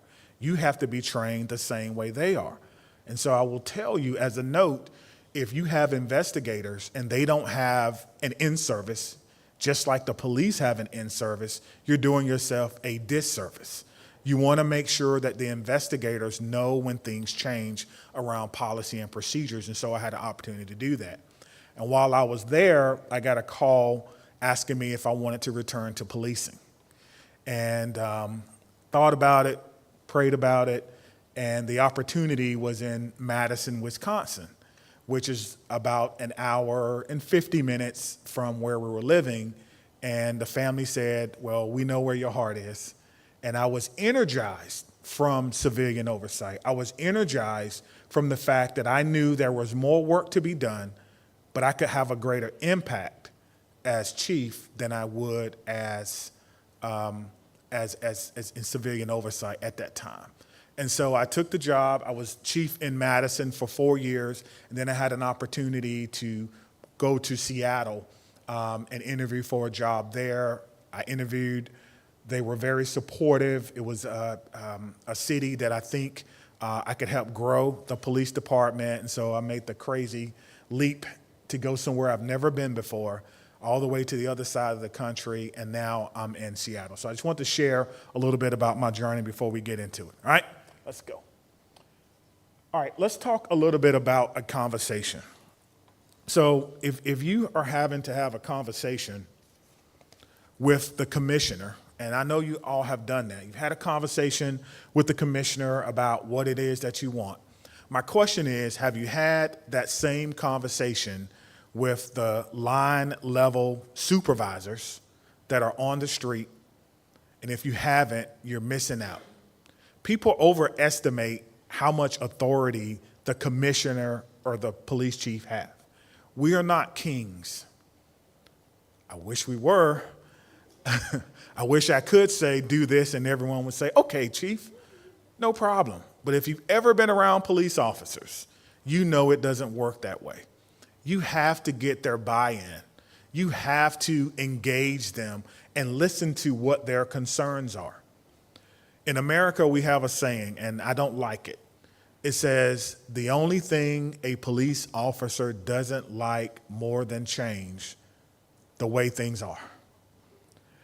And I don't like that saying because it means that that we can't change, and I don't necessarily agree with that. My philosophy is simple, and you know, a couple of you taking notes. So take this one because it has served me well.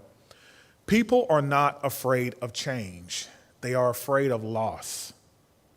And so, what you have to figure out is if people are resistant to civilian oversight, if they're resistant to wearing body-worn cameras, if they're resistant to cutting them on, what is it that they are afraid of losing?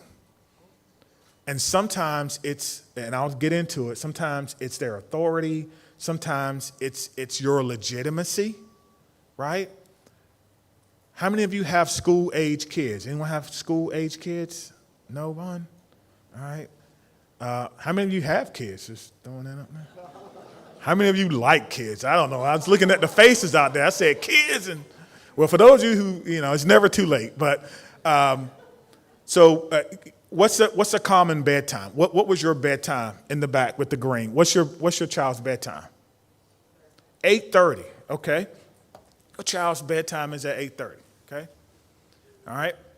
So I'm going to tell you now that from here on out, your child will go to bed at 10:30. Is that okay? That's not okay. You set that bedtime. How would you like it if I came in your house and told you what time your kids have to go to bed? Would you like that? Why not? I can't hear you. Why not? It's not what? Not my authority?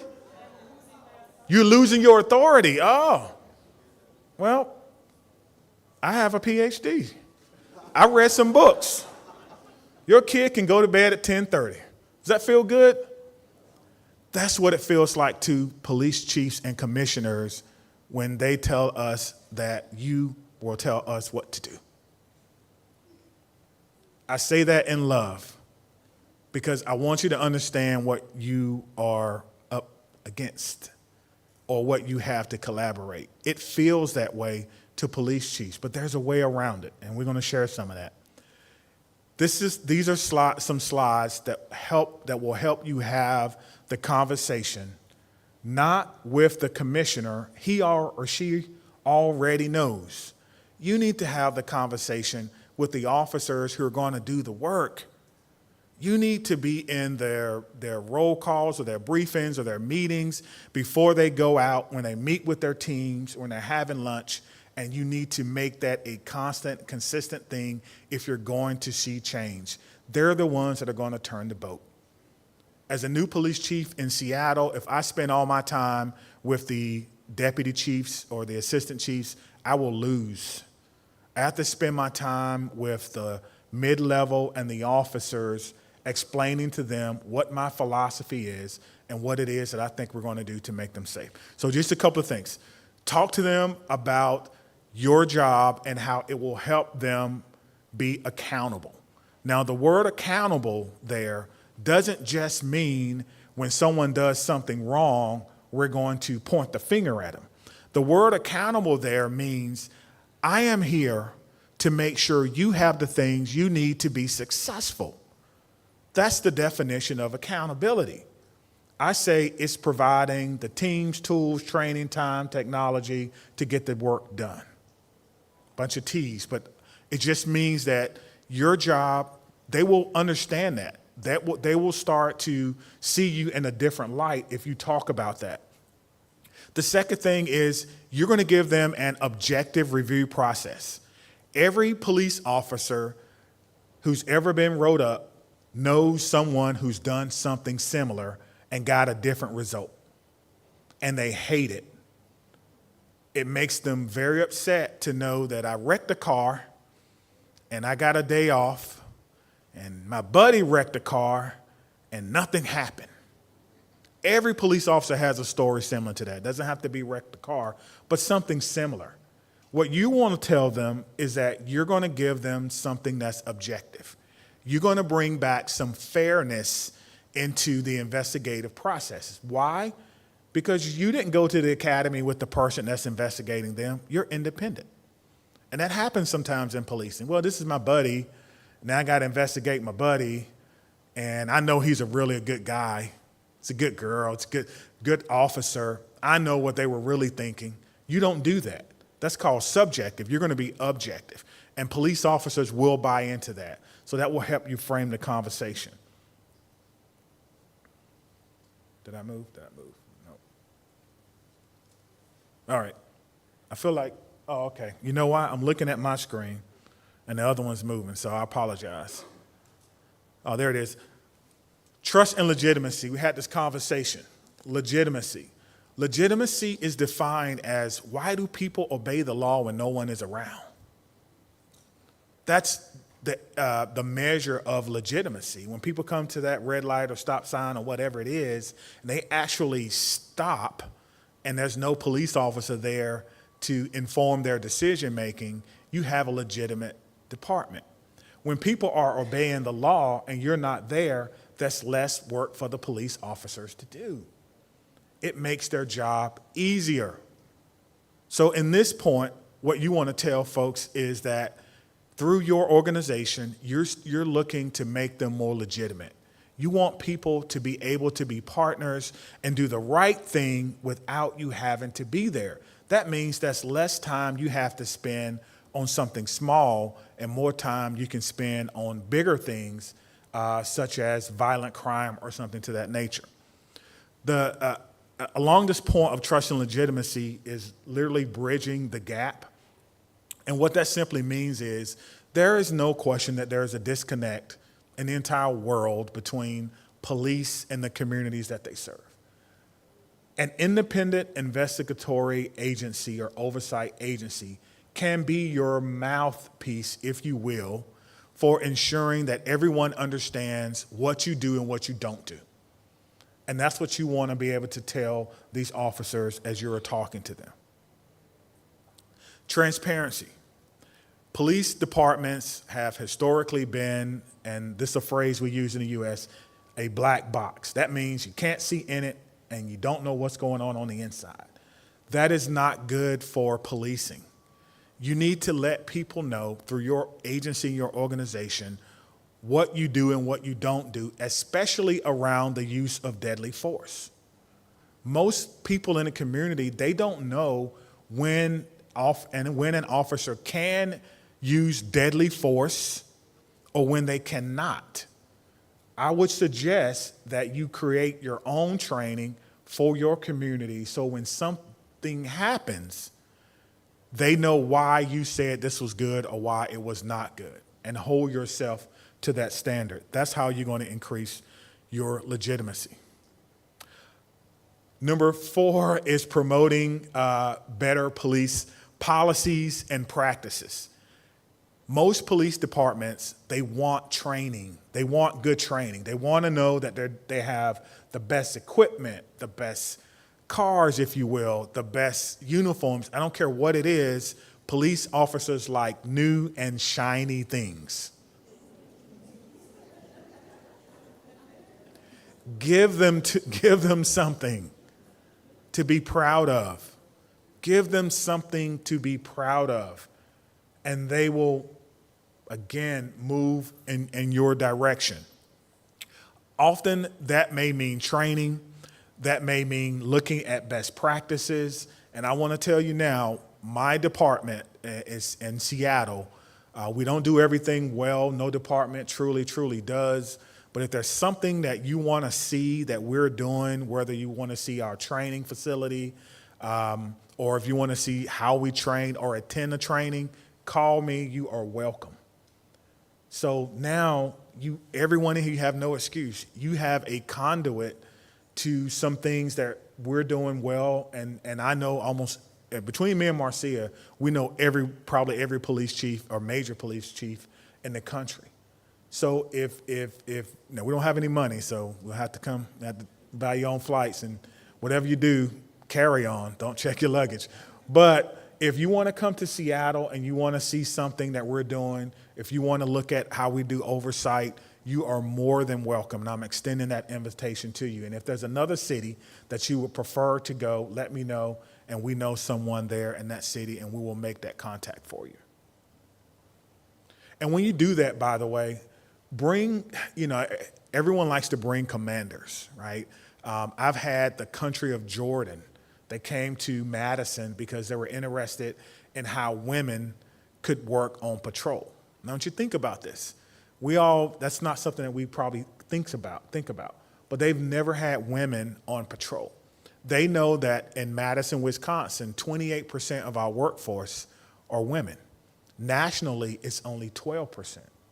So when they reached out to me, I said, yes, you can come. They brought an entire delegation of folks, and most of them were all commanders, higher up and higher level, and we allowed them to ride in a police car with female officers, and in their mind, they're like, oh, that's how it's going to work.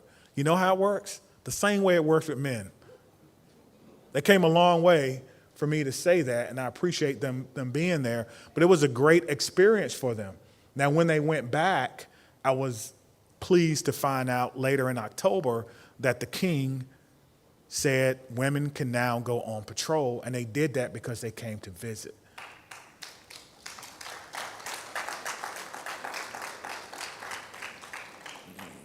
Two things. Number one, sometimes you can't believe it until you see it, the opposite of faith, right?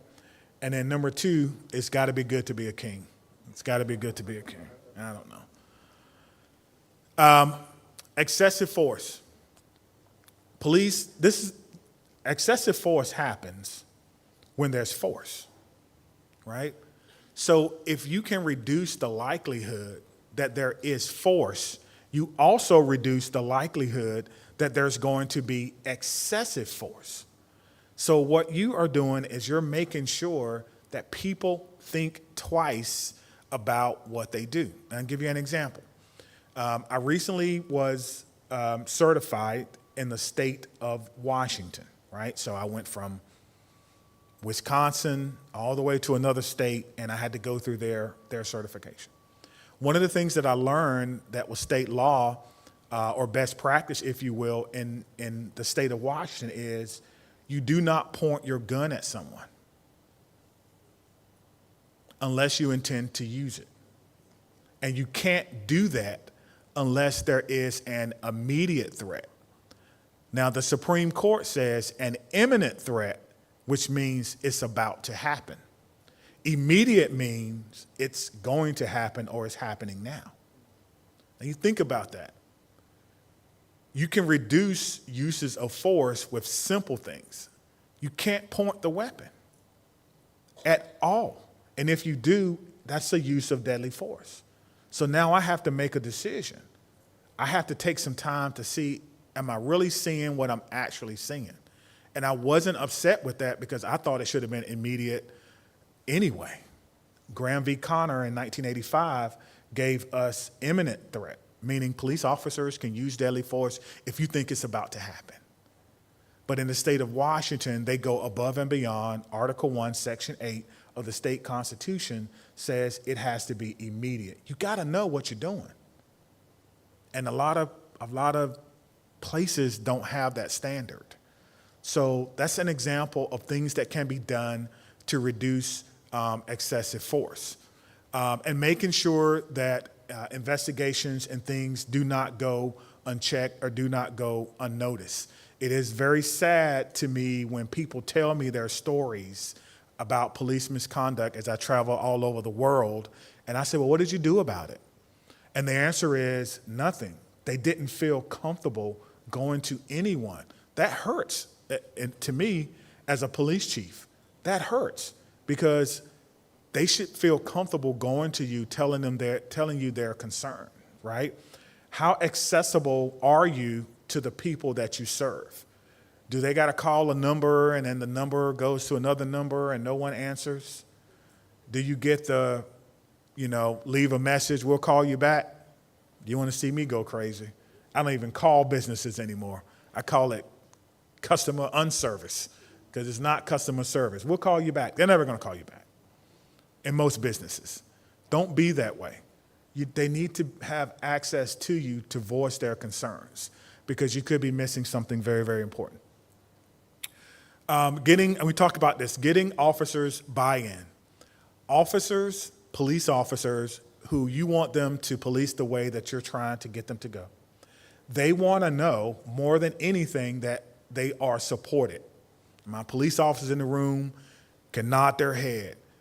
They know if they're supported or not by the way you behave. And if you are, like Marcia said, giving them compliments, creating your own awards dinner for them, where you give awards for de-escalation, where you give awards for the times you could have done something but you didn't, where you give awards to people who may not make all the arrests in the world, but they may go out in the community. They may know people. They may be doing things on or off the job. They may be having their own nonprofits. My best friend and I, we created a very small nonprofit. We're not trying to collect money or anything, but the nonprofit gave food and supplies to a domestic abuse shelter. Because we went there on a call one day and we found that when people show up, babies didn't have Pampers, the sizes weren't correct. Sometimes, people were trying to figure out how they're going to put their meals together. And it's like, no, we can't do that. We can't do that. And so my friend and I, we both like to party. He's a DJ, and I know a bunch of people. And we had one event. It was called Costumes. And everyone came in October, which for us is Domestic Violence Prevention Month.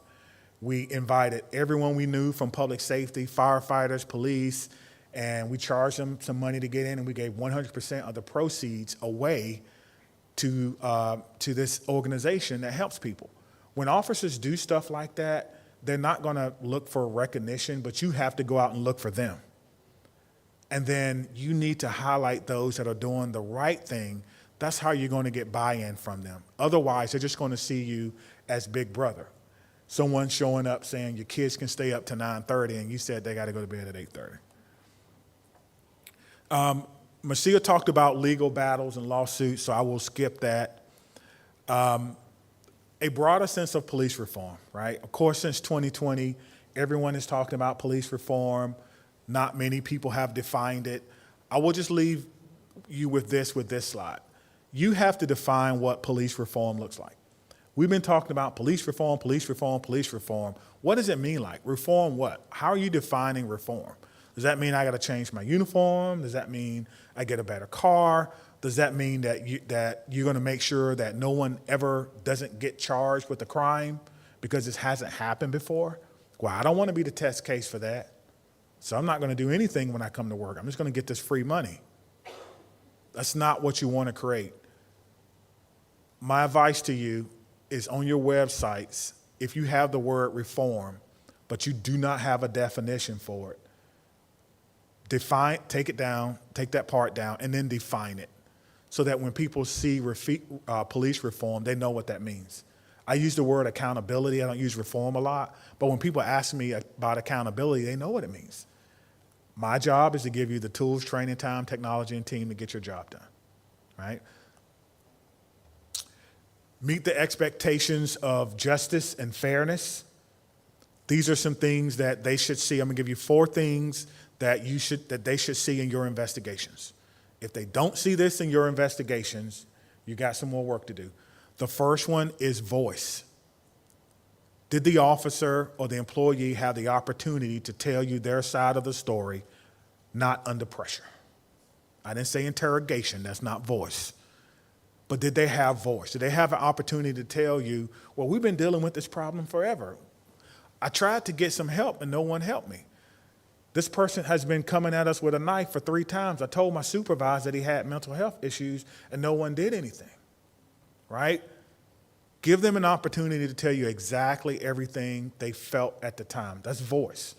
The second thing is respect. Even an officer who you know may have missed the mark will respect your decision if you respect them.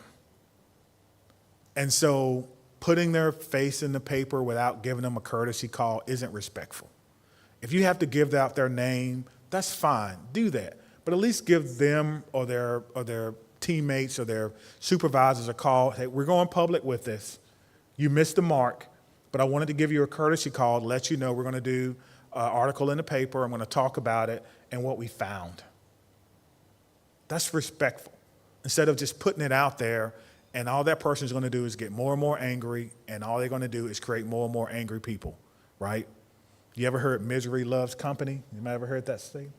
Well, that's technically not true. Misery doesn't love company. Misery loves miserable company. People who are miserable want to be around other miserable people. They don't want to be around, how's the wife doing? Oh, she's great. This morning, got up, she made breakfast. We went for a walk. We had our daily devotional. I have the greatest wife in the world. Okay, all right, see you later. Like, they want to know that they're miserable too, right? And so officers are the same way. Don't create them, right? And so give them some level of respect. Even if they're angry, they'll understand that. So voice, respect, trust is another one. You can do that by letting them know exactly what's going to happen. There should not be any surprises. If you're going to interview them or investigate them, you want to establish trust, tell them what's going to happen before it happens. They should not have to guess. Well, what's going to happen now? No, they should not ever have to ask that question. You should tell them, you know what? Well, Officer Barnes, you had some issues. This is what we saw. This is what we went through. We're going to do an investigation. We're going to do this. We're going to do that. We're going to do this. We're going to do that. And so they know, right?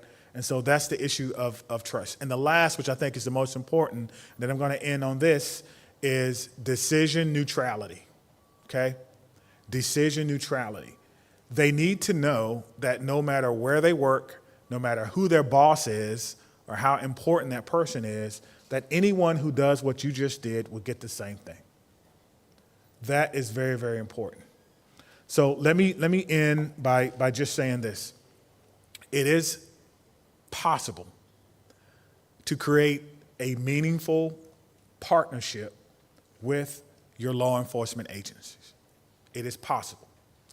But it takes some strategy, which means that you need to know what to do first, second, and third. If you're playing chess, you can have a plan. That may be okay, but a strategy is a little bit better because you're anticipating things that may happen. I've tried to give you some of those things to anticipate here today. And one of those things is that you need to be talking to everyone in the agency, not just the commissioner, not just the chief. They can't do things, we can't do things by decree. I wish we could. I wish I could say, treat everybody nice, be nice, and everyone will do that. I wish I could say, shine your boots, and everyone shines their boots. It just doesn't work that way. You have to create your own buy-in by creating a system that's fair and just that they understand. Spend time talking with those line officers, hearing why they don't trust you or why they don't think you're fair. And be willing to make adjustments if adjustments are necessary. They say, well, I had an issue. They may tell you, I felt like an employee on the job was being inappropriate to me as a female officer. I felt like they were saying some things that I really didn't like. But I don't see that there's something that you do. You only take complaints from the community. Where do I go? And you may say, well, we do take complaints from you. Well, then they don't know that you do that, right? And so you have to make sure that you're doing everything you can to bridge those gaps. Finally, police departments are very insulary. And we are a special group, a special bunch. And sometimes we don't like people who don't understand what we go through telling us what to do. You can fix that by spending time with them.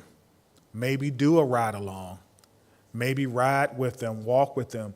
Get to know what they're going through so that when you're adjudicating their behavior, it's coming from a place of genuine respect and it's coming from a place of genuine accountability. Bamako Mali, working on George Floyd, and of course, being the chief of police in Seattle.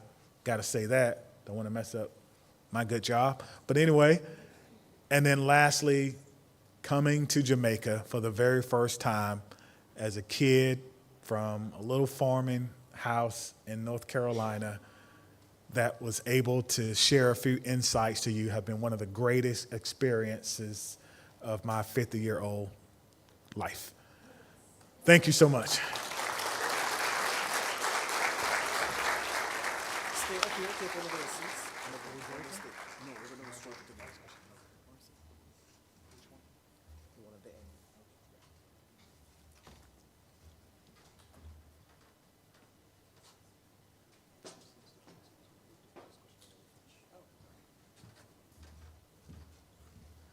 All right, so we've changed the program because it makes practical sense to just do the panel discussion now, and then when we finish, we can still trap 1 p.m. and we can have refreshments afterwards, and then you can keep your schedule that you programmed for a 1:15 end.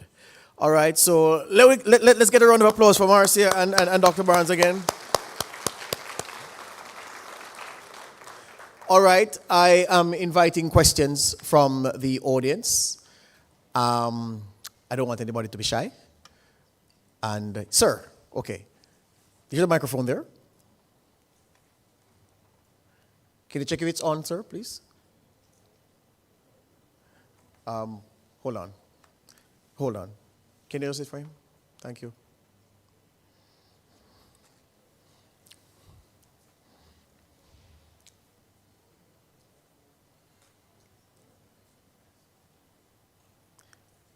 May I ask that you identify yourself and then you can pose your question or make your point? Ollie Moses. My question is quite simple. I was just going to ask Marcia, what's the most valuable insight you think you all have ever come across in terms of dealing with civilian oversight with the police? The most valuable.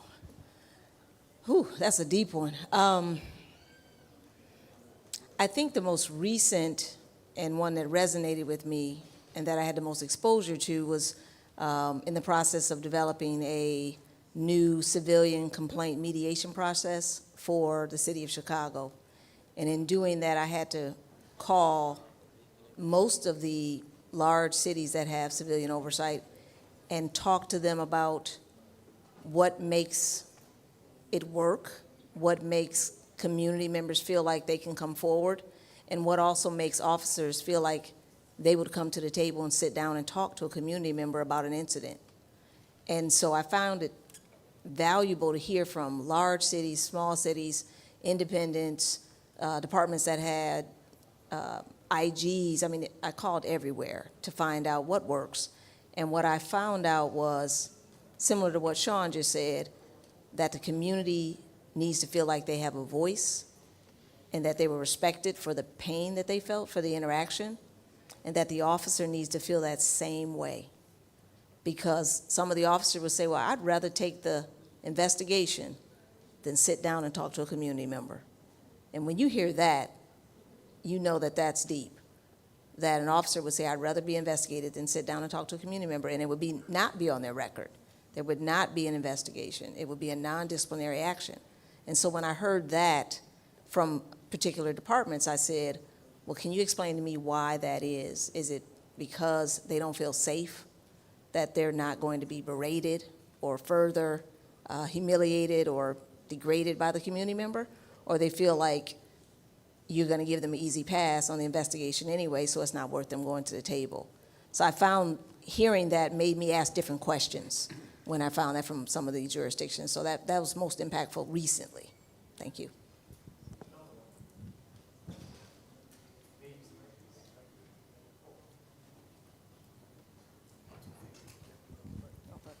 Hi, my name is Alexandra. Neither of you spoke about how you work around corruption in police forces, and I'd be curious if we could hear a little bit of your opinion or thoughts on that topic. Well, most of the cases that I've worked on involve some type of allegations of police misconduct. So I'd say there is a structural way that we look at patterns in practice, and that's why Chief Barnes didn't really go into it in his conversation, but there's certain things that we look for, and I would say in some of the departments that we've gone into either on behalf of the government or as a private entity. I've done both, and we say what it is. And that's one thing that I think people look for when you're asked to come in to look at misconduct, whether it be corruption on an individual officer or corruption that goes all the way up. One of the most, I guess, alarming reports that came out in the United States, if you all want to read these, they're pretty thick, but they're very thorough, was the Ferguson report. And in Ferguson's report, the DOJ found that there was racial animus from the street all the way through the judicial system. And so I think when you put it out there and you call it what it is, and you also create a roadmap of how to fix it. And so when I've done lectures just on police misconduct in a room full of police, I always say, don't be afraid of these reports that we're giving out, because those reports are the roadmaps of what you shouldn't do, so that we don't have to end up there. Yeah, Dr. Barnes, before you respond, may I ask that you clarify the question here? It's a very important question. If you notice, Marcia tackled misconduct in public office, which is distinct from the issue of police corruption. So I just want you to just zero in more, to just broaden the question, so that perhaps if it is context specific to Jamaica or if it's general, but the issue of corruption is isolated. So we're not doing, well, I'm doing your job for you, thank you. Right, so the issue Right. So misconduct is one thing, misconduct in public office, which of course we know, and then corruption, which is you are corruptly discharging your duties, you have corrupted an investigation process, you are in the pockets of big business, you are paid to look the other way by certain interest groups. That's the kind of thing I get from your question. Sure. So the first thing is you have to create a zero tolerance culture. And what that means is anyone who, and you have to clearly define what you mean by corruption. Anyone who takes a bribe, to me, that's corruption. You are automatically fired. There's no question about that. And then you're going to be prosecuted. You also need to create a culture where you have whistleblower protections and that anyone can come forward with a allegation, even if it's anonymous. And then you would investigate that. A lot of agencies, they don't take anonymous complaints. You have to sign an affidavit saying that I attest to this thing that I think is happening. I don't necessarily agree with that because there are some things like corruption that people know are wrong and they want to do something about it, but they would be fearful of the retaliation. And if someone does put their name on something, they should be protected from retaliation. In other words, if I come and I say, I think my supervisor is taking bribes, and you investigate it, and they know or think that I'm the person who's did it, they should not be able to transfer me to a dangerous area of town hoping that I'm going to get hurt. They shouldn't be able to deny me promotion even though I'm eligible to be promoted.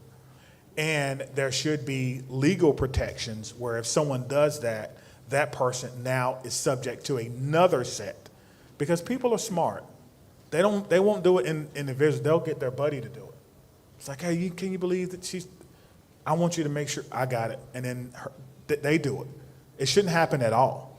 And then lastly, you have to create, I'm trying to think of another way to put it, but when I was in the Marines, we call it check firing. So check firing means that if anyone in a dangerous situation sees something dangerous, they say check firing. No matter if you're a private or a general, everybody has to stop. And no one will look at that person funny. You have to create a culture in the departments where anyone who sees something that's not right can stop it. We have in the U.S. we're doing training now called active bystandership for law enforcement, and there's a lot of science about why people don't intervene when they see something wrong. If you haven't had that training, you're missing out. Everyone in here, I'm telling you now, in my 25 years of being a police officer, it is a game changer. It is the one training that I think could be as close to a panacea to stopping corruption and police misconduct that we've ever seen in policing. Why do people do nothing when they see other people doing things wrong? And that training gets into the psychology of it, the fear of it, the courage it takes to do it, and then it teaches you how to create a culture in your agency where not only it's your duty to intervene, you get in just as much trouble as a person who did the thing if you're there and you do nothing about it.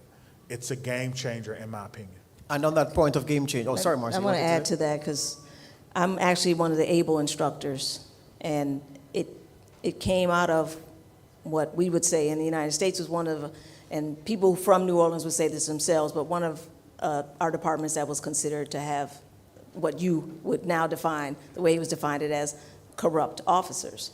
And that training that Dr. Barnes just talked about was created in New Orleans out of their consent decree. It was called EPIC then. I think it was Ethical Policing is Courageous. And then it got morphed into ABLE.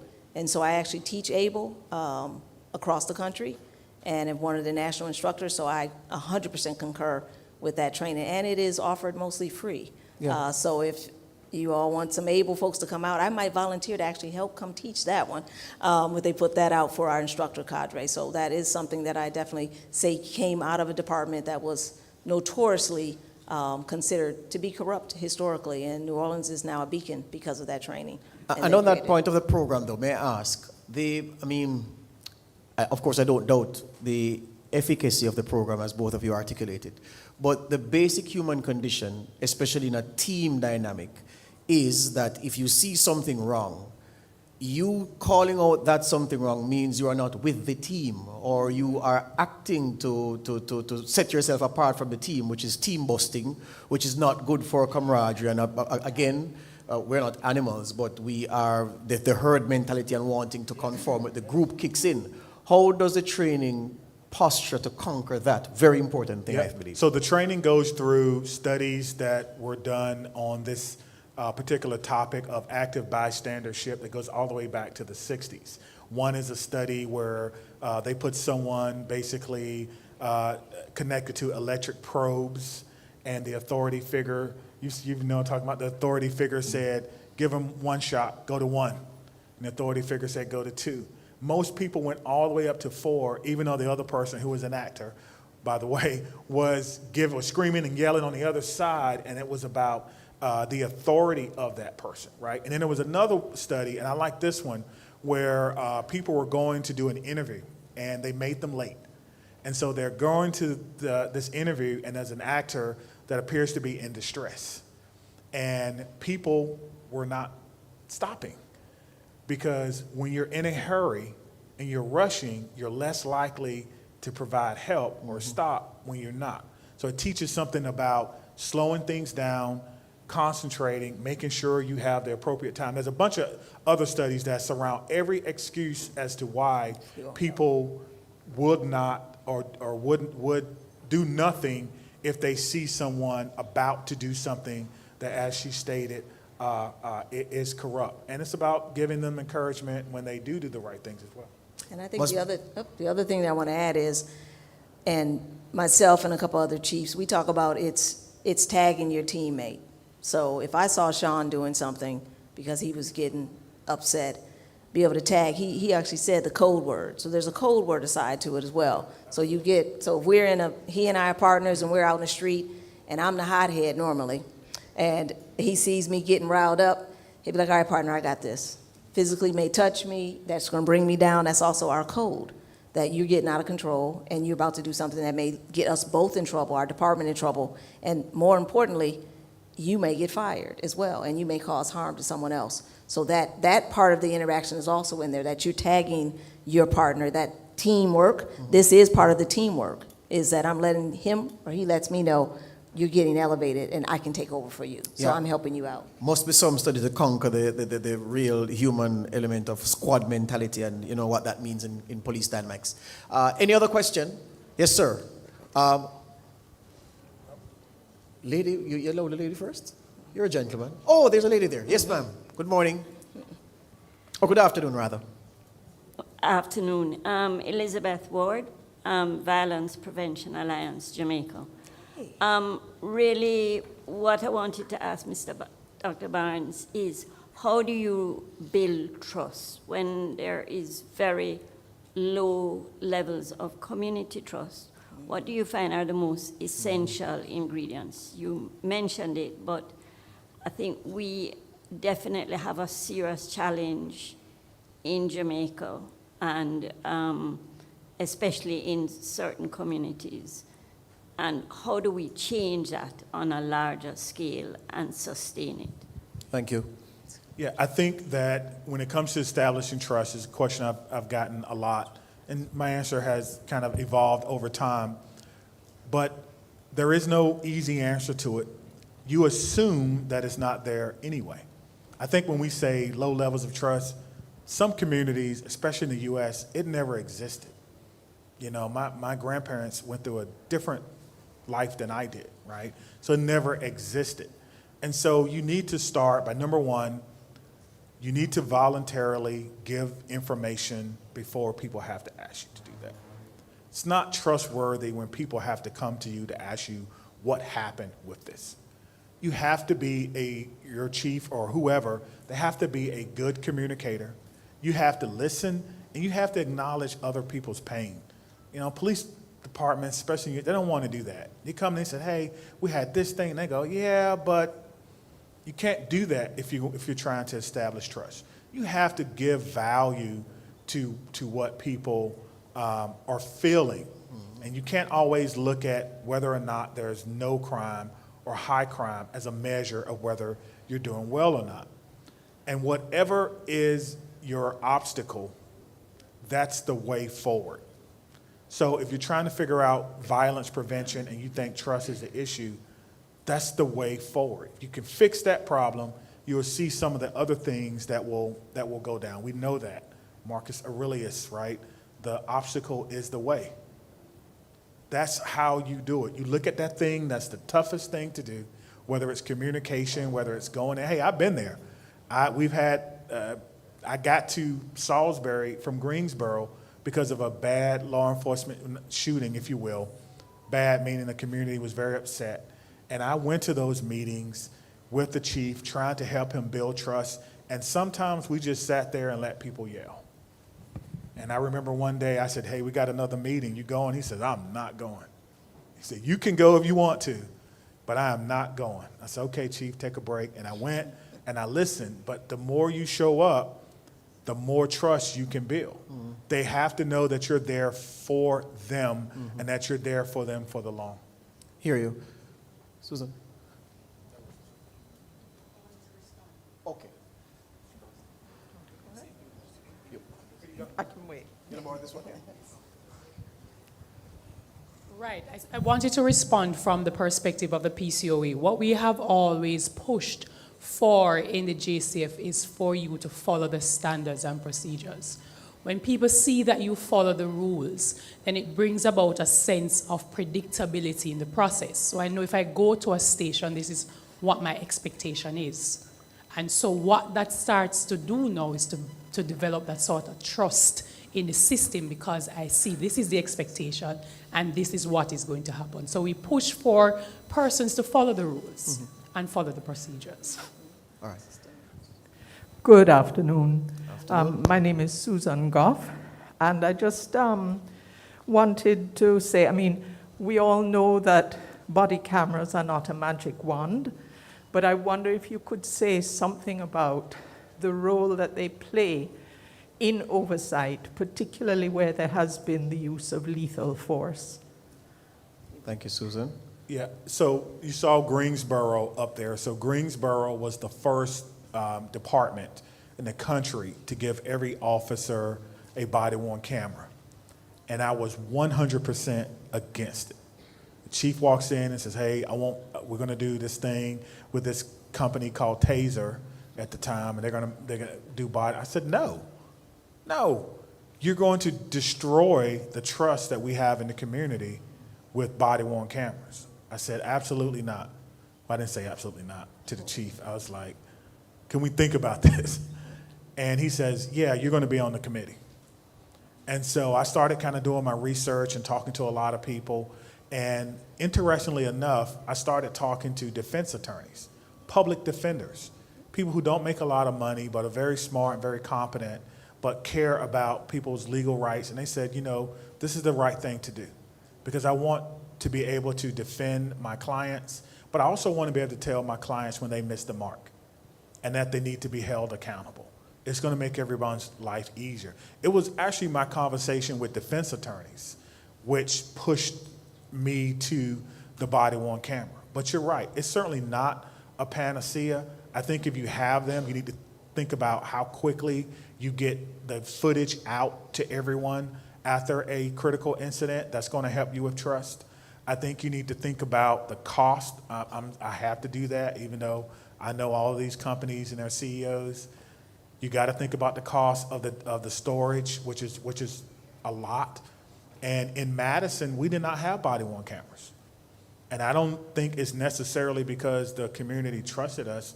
They wouldn't let us have them. They said, well, chief, if you have, $10 million to spend on body-worn cameras, then you can invest in our nonprofits and we'll go out and we'll do the work. And we'll make it so you don't have to shoot someone. I don't know what the answer is.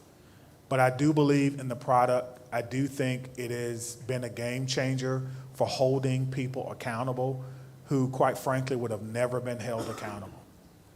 I mean, you think about some of the atrocities that I know have happened in the U.S., including in my own hometown.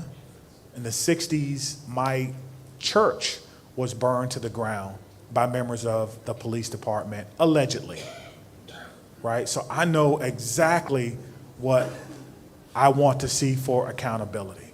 But if you can't get the footage out, if they're not turning them on, there's a problem. And if you're not looking for good things and for bad things, then that's the problem. They can't just be on the body and then that's that. So I will say, look at your policy. There's some model policies that are out there that are really good. Adapt it, make it your own. But officers need to use them. I don't believe they need to be on the whole day. I've always believed, number one, that's too much storage, that's money you're wasting.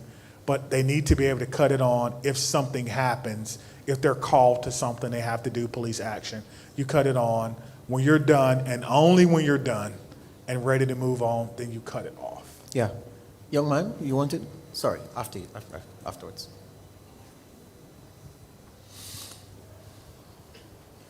A pleasant good afternoon. Afternoon. My name is Commander Mitchell, and I am a student at Deepomore Community College. My question is, how can civilian oversight boards ensure they remain impartial while effectively addressing community concerns? Thank you.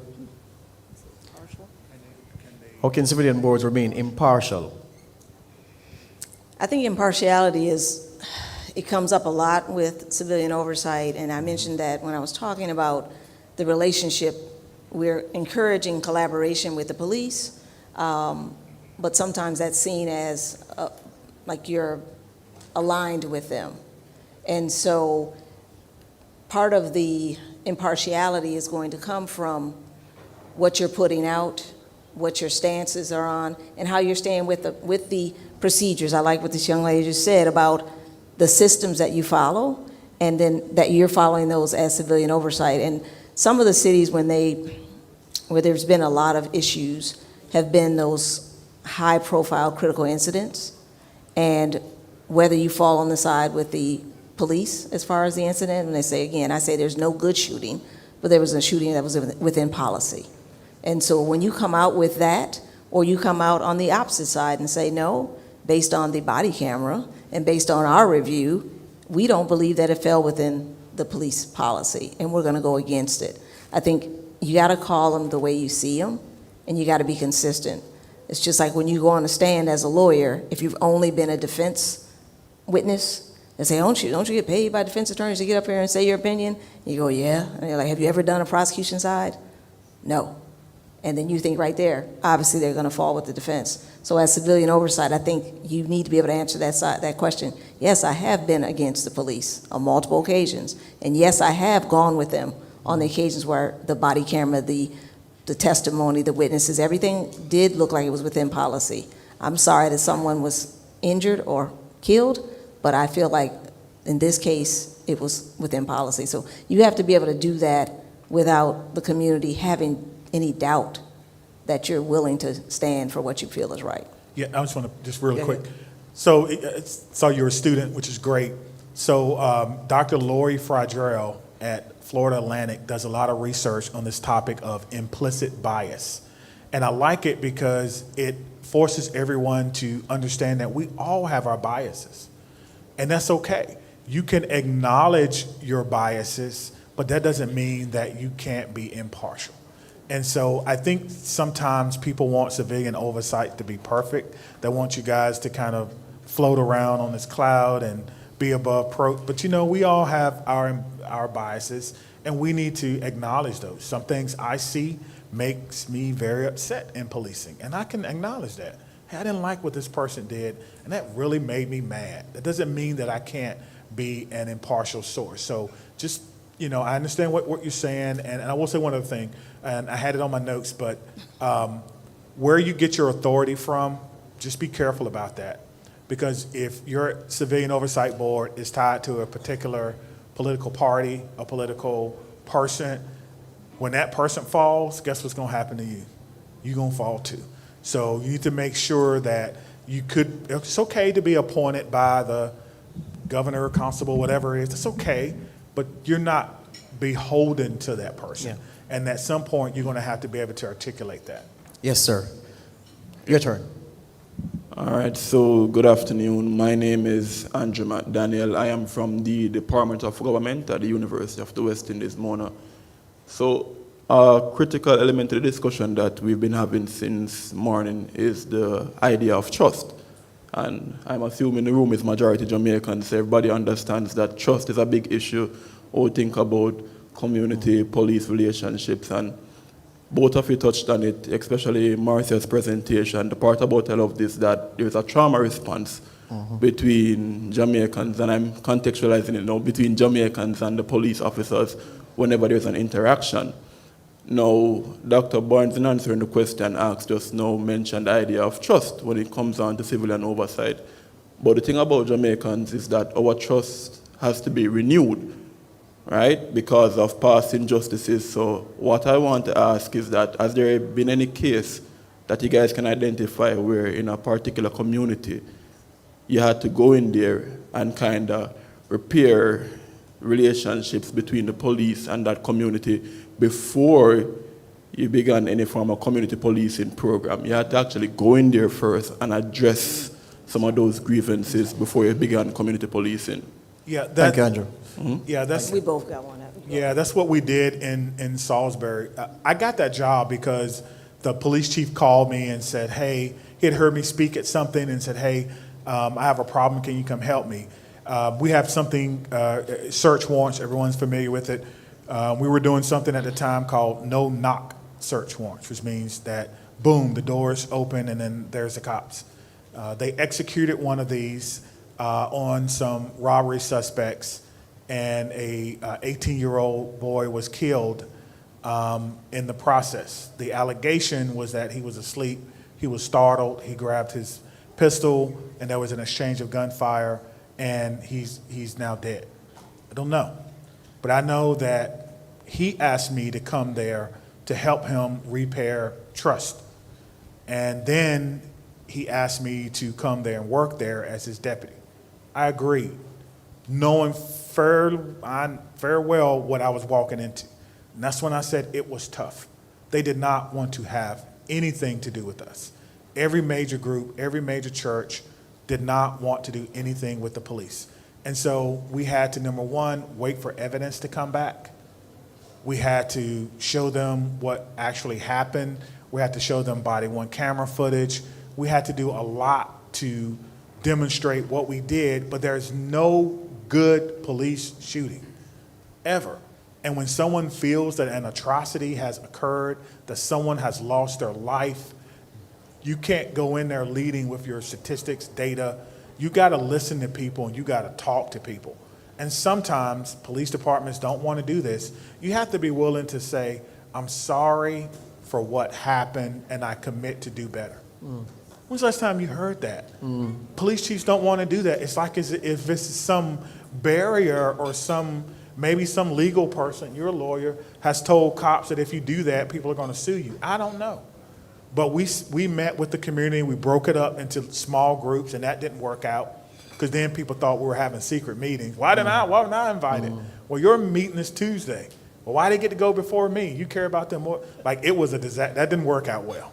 And so we went through the community, and then I started a foot patrol, if you will, initiative, starting with me. So me, the chief, and you can look this up. In fact, if you Google me, there's a photo of me doing this with some commanders. Captains, get up, get off your desk, let's go. What do you mean? Yeah, I know you're safe. Get up, let's go out in the community. And we started by doing foot patrols. We went door to door, knocking on doors. We had like a little flyer, hey, here's some community policing, here's some stuff that's going on. Shaking hands, and there's a great article about it, and there's a photo of it. We went door, my goal was to try to knock, like if I was running for office, I tried to knock on every single door in that community where that young man lost his life just to reestablish some trust. Let me touch on that just briefly. I took a different approach, and actually in our respective city in Chicago, I was actually called in to work with 85% lived experience. So in your terms, we were just talking about impacted individuals. And I was actually hired to come in and facilitate rebuilding trust, and they were kind of at a standstill as far as where they wanted to go with use of force policy based on a consent decree mandated by court. And the community members didn't want to sit down with the police, and the police didn't want to sit down with the community members, and that's a very, again, generalization. But getting them to bring folks that actually had been impacted by police violence to trust the process, one. So we had a lot of dialogue about who was going to be invited into the space. They were all trauma survivors. Either they lost a loved one or they themselves had a relative that had been killed, so each of them had been impacted. And then get the police to say, I'll actually come in there also and sit down and have a conversation around policy. So we were creating the use of force policy together.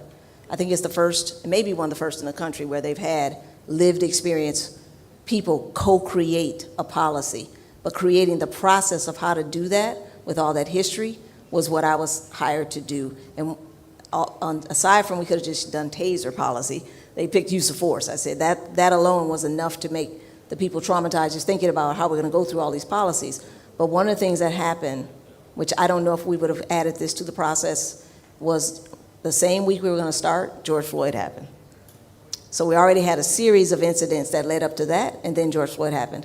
I knew it wasn't the right time for us to go into that space and start talking about use of force. So we actually hired people to come in and do, now I'm not saying this is a process that would work everywhere, but we actually came in and did healing circles with the people on the policy committee, because they were all hurting. The police were hurting. Everybody was hurting. I was hurting. I was like, I can't believe we're about to go do this after this just happened. So we did racial healing circles with each other, and our police counterparts came in there with us. So they actually got to bond in the circles together, talking about how they lost loved ones, how the police had to respond to these incidents, and we spent that time getting to know each other, which again, I don't know if we would have done that if George Floyd hadn't happened the week before we were supposed to start.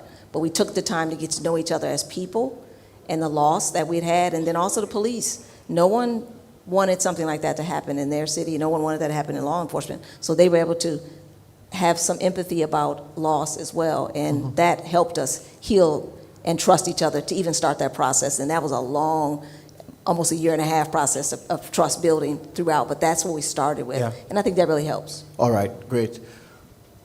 Let me take her at the back and then you, sir. Thank you.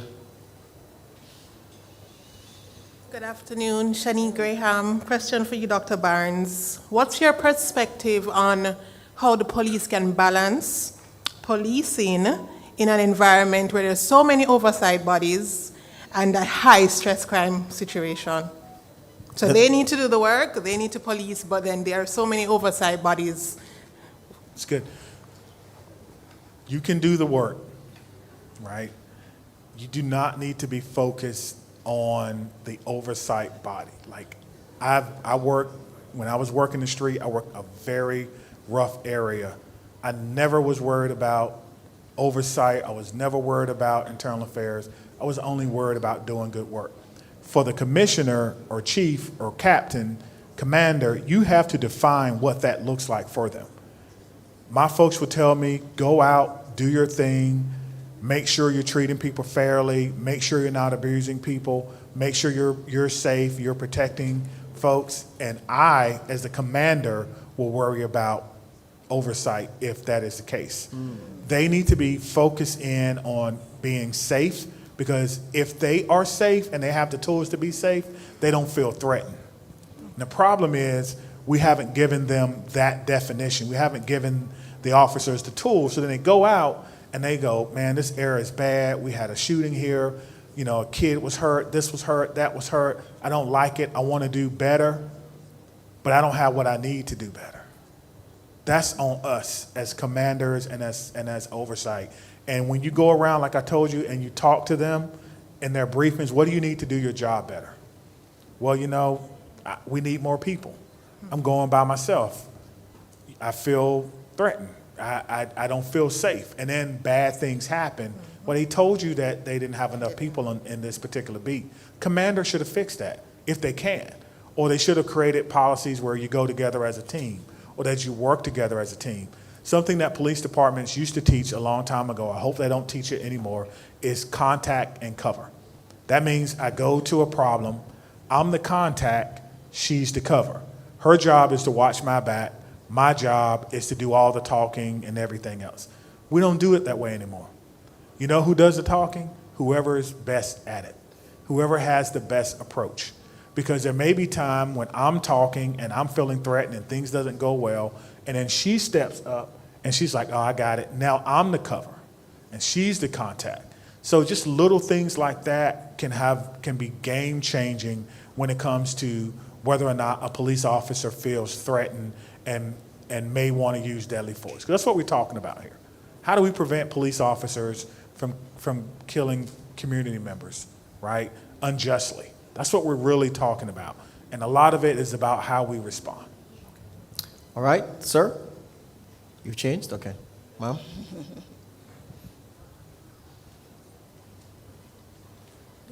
Good afternoon. My name is Luana Tucker, and I'm from the Portmore Community College. I'm studying criminal justice. The question I have for you guys today is, does having a generational gap ever aid or hinder the relationship between the environment and the police? Because as you said earlier, that many of the problems with the environment, the community, and the police stems from like generation of like I'm nervous, sorry. No, don't be nervous. Yeah, you're doing well. You're doing well. Like generation of stories being told of things that happen between the police and the community. Yes. Is it easier now with the new generation being educated in like police is good, this and that? Yes. So you got the gist of the question you want me to translate. You good? Okay, Yeah. good. I'll start as a professor. I see a lot of hope. I just went back into academia after a 11-year removal from teaching undergrad and graduate students. And so I see a lot of hope. The students that I'm working with are minority serving institution, and they love policing. And I'd say, to answer your question, one of the things that I'm doing, the first year I did was bring in 10 years of reform.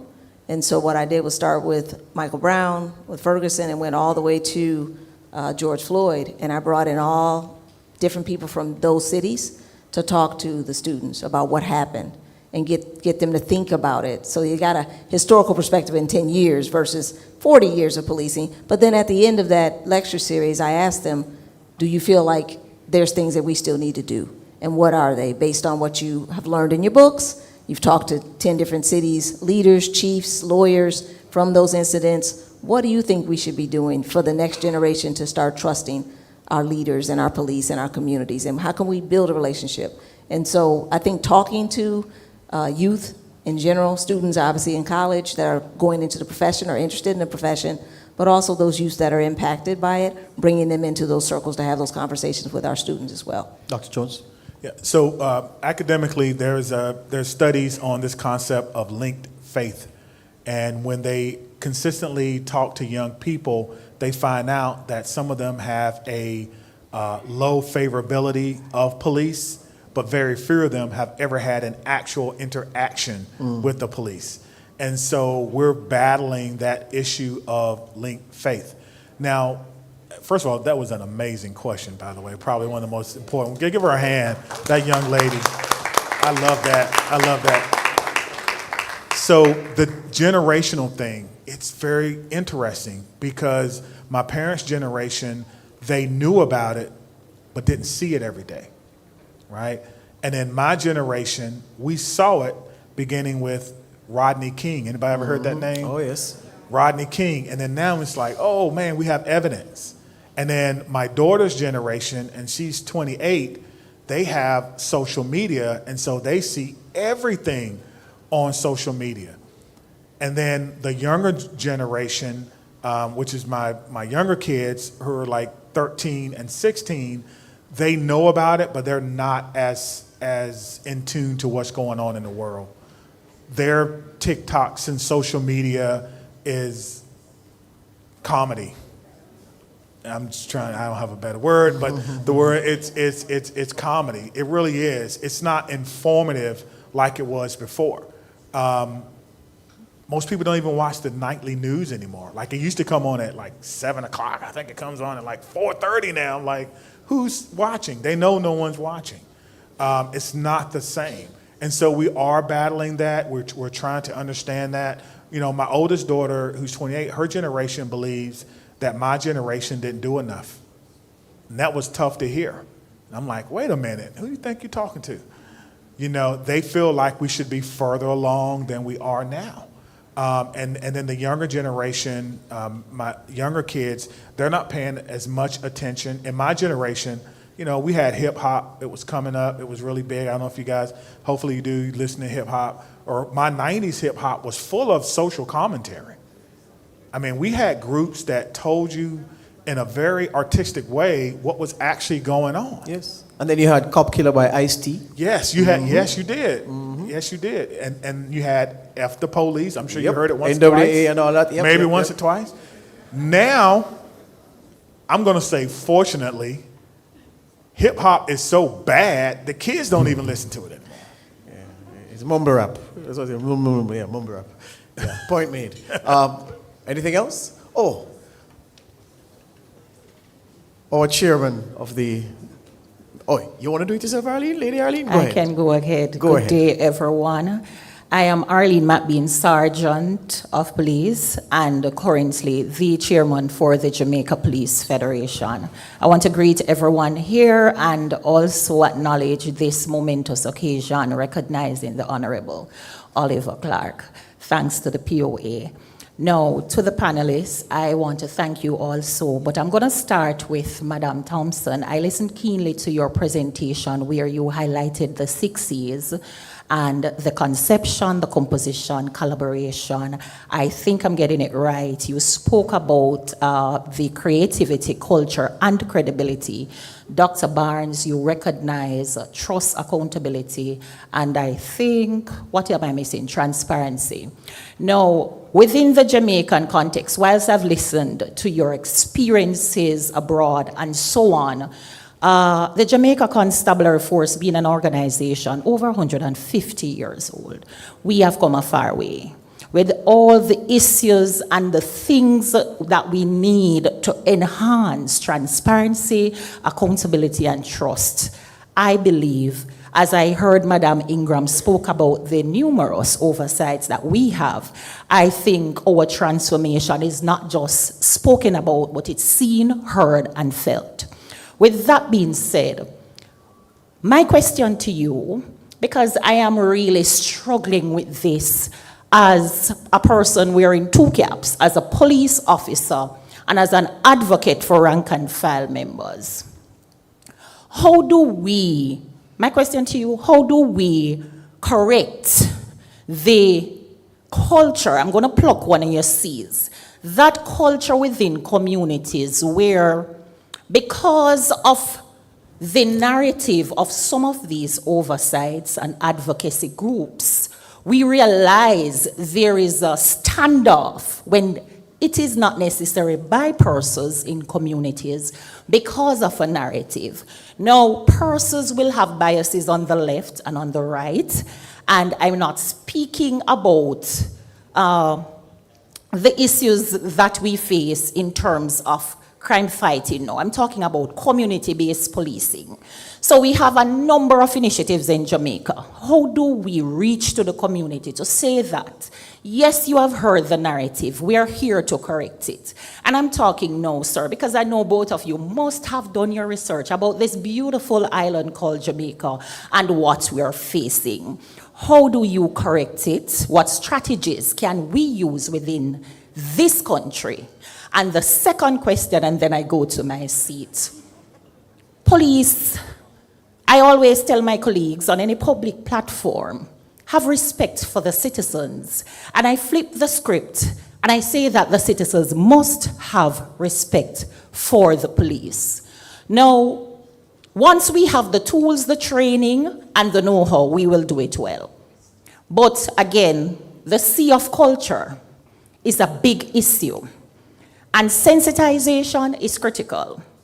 Now, when it comes on to citizens abusing police, police abusing citizens, how do we reach to that level of threshold with a unified approach and plucking another C, collaboration with police, oversights, advocacy groups, and other law enforcement agencies in Jamaica to make it work. Because there is a push and pull with the narrative, and if we are to be true in this island, there is a blame game syndrome that exists, not just on one side, but on many sides. So you are the experts, and I anxiously want to know your perspective. Don't move, Sergeant. Hold on. Are you clear on the two distinct questions? Both of you are very clear. Marcia? You want her to restate the first one or the second one? Yeah, and the second one is, restate again, Sergeant, the second question? The second question is, citizens abusing police, police abusing citizens, and I pluck one of the C's of collaboration. What can we do to have that unified approach, collaborative approach, the media as well, for everybody to plan a day, reach out, what do we do, what do we say, guide us? Because we struggle with that in Jamaica. Hear you on that, loud and clear. Thank you very much. And Thank you. Based on the time, that double bill, and a very engaging two, that would be the last two before we do the presentations to my guests and our guests, and then we head outside for some refreshments. Thank you for that, Sergeant. All right, two good ones for you to end the question and answer. Let's go. I'm going to touch on one part. And I'm actually going to steal from Dr. Barnes on this one. Finding something shiny, and what I mean by that shiny, I mean something within your culture, and fixing that one thing. And so I had spoken to someone here about, I opened up a conference that was an international police of all women from all over the world, 68 different countries. And trying to find one thing that 68 countries could relate to in policing kept me up all night for being the opening speaker. But I think that's where Jamaica is right now, is to find that one thing that the police can relate to, the community can relate to, Oversight can relate to, and you can actually fix it together. And bringing people around that one common goal, I think will bring that cultural aspect in, because it has to be culturally nuanced. And we talked about, and we talked about that, we hadn't talked about it here, but working in different spaces outside of the United States, Africa, also with me working in the Caribbean with other Caribbean countries, there is culture that's different, even if those are U.S. territories. The culture of how they police is different than how we do on the United States territory. So bringing that into the conversation and recognizing that we're different, but we all have one thing that can fix our community, you will rally around it, and that will be the start, that ripple effect. That's what I've seen. Dr. Jones?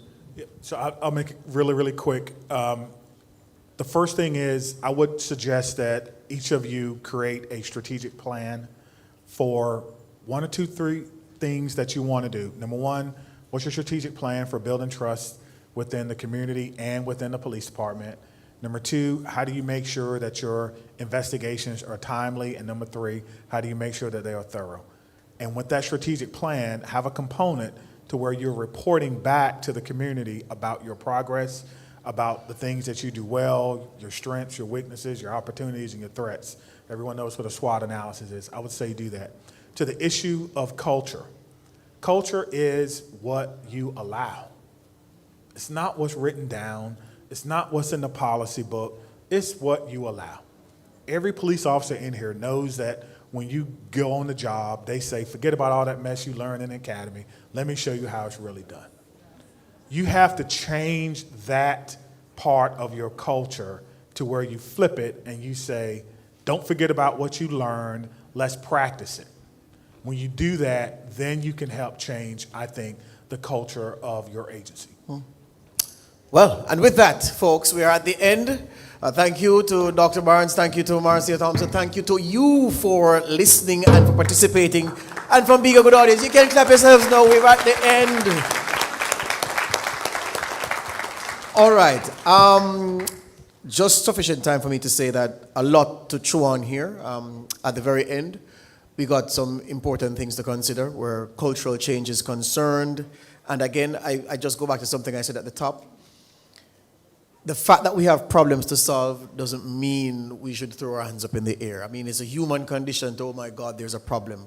But that's what we're here for. And if you have considerable skills, if you have considerable experience, and you find yourself under pressure to apply those to the solution of problems, feel blessed that the things that you have invested your time and your energy and your resources into, building into your character, into your skill set, into your ability, that you're being called upon to use them, that's why you have those skills. So feel energized and not enervated by the prospect of challenge and problem solving.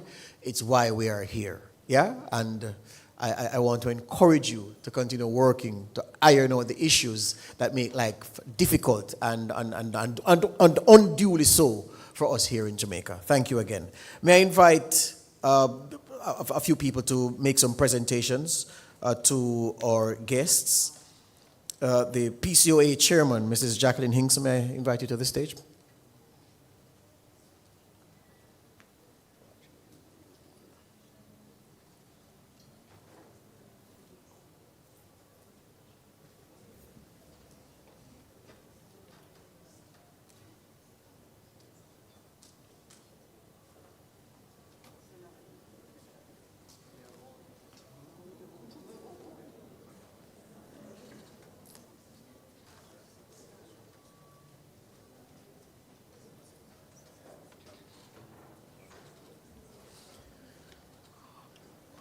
All right. The first presentation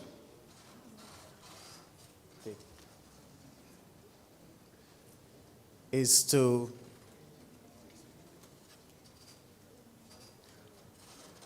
oh wait, no, man, you don't have to stand yet. You don't have to stand yet. First presentation is to Ms. Monica Ladd, the widow of the Honorable Oliver Clarke. We didn't forget you. Come.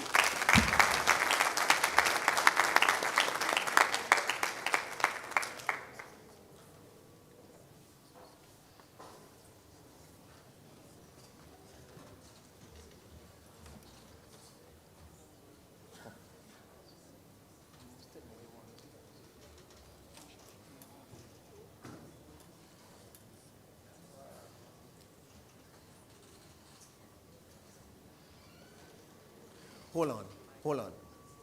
You want to ask face the.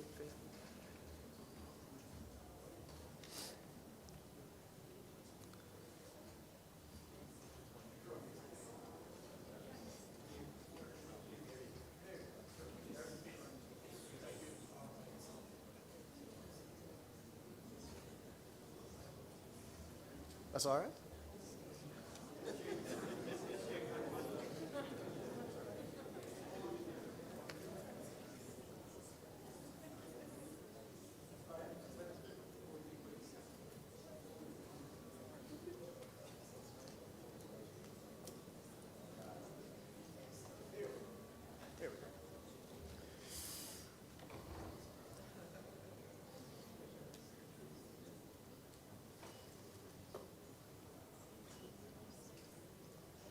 All right, thank you. Woo. All right, the second presentation to Marcia Thompson, Esquire.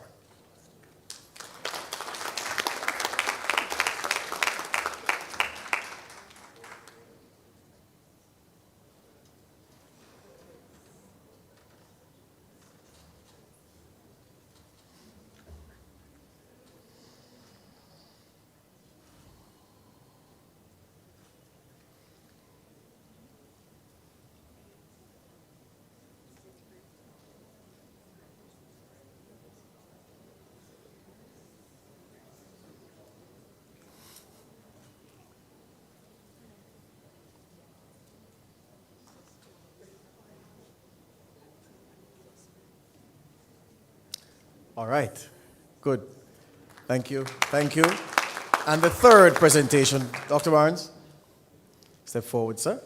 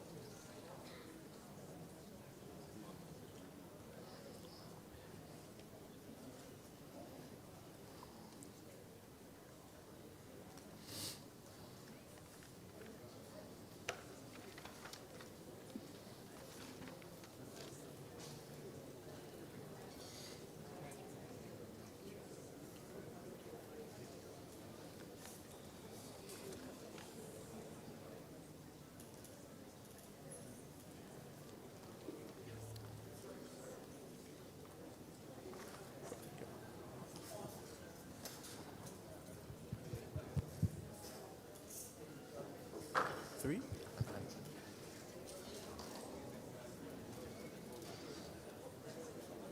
So you want each person to hold it like this?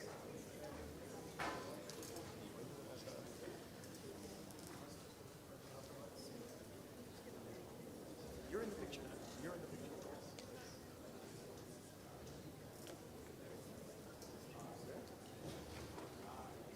Very good. That's it.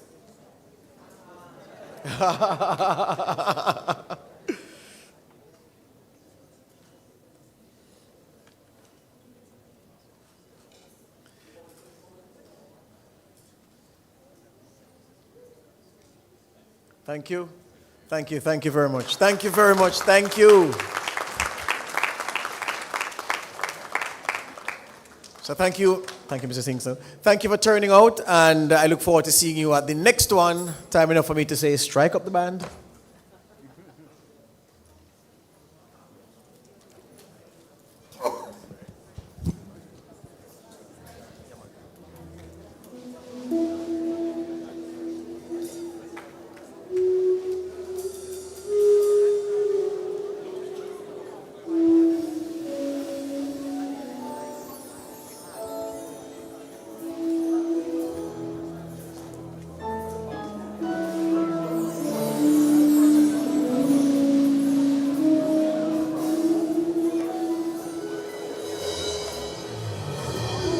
Have you ever reached the rainbow's end?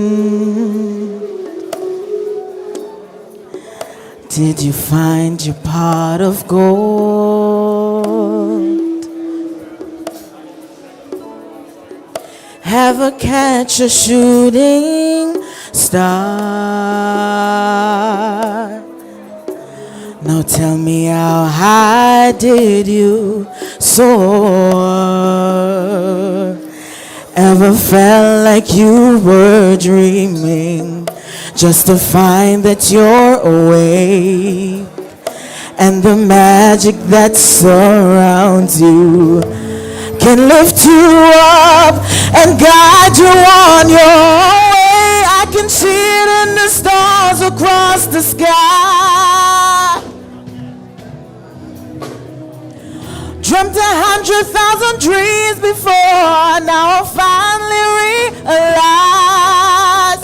See, I've waited all my life for this moment to arrive, and finally,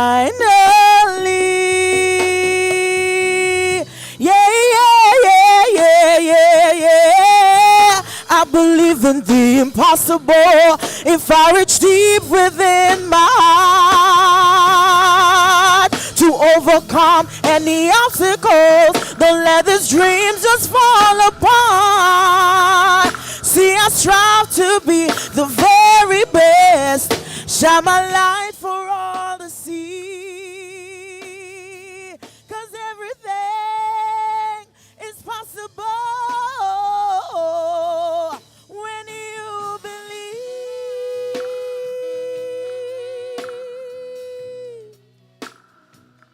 Yeah.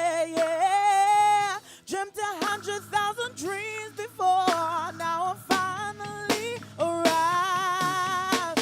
See, I've waited all my life for this moment to arrive, and finally,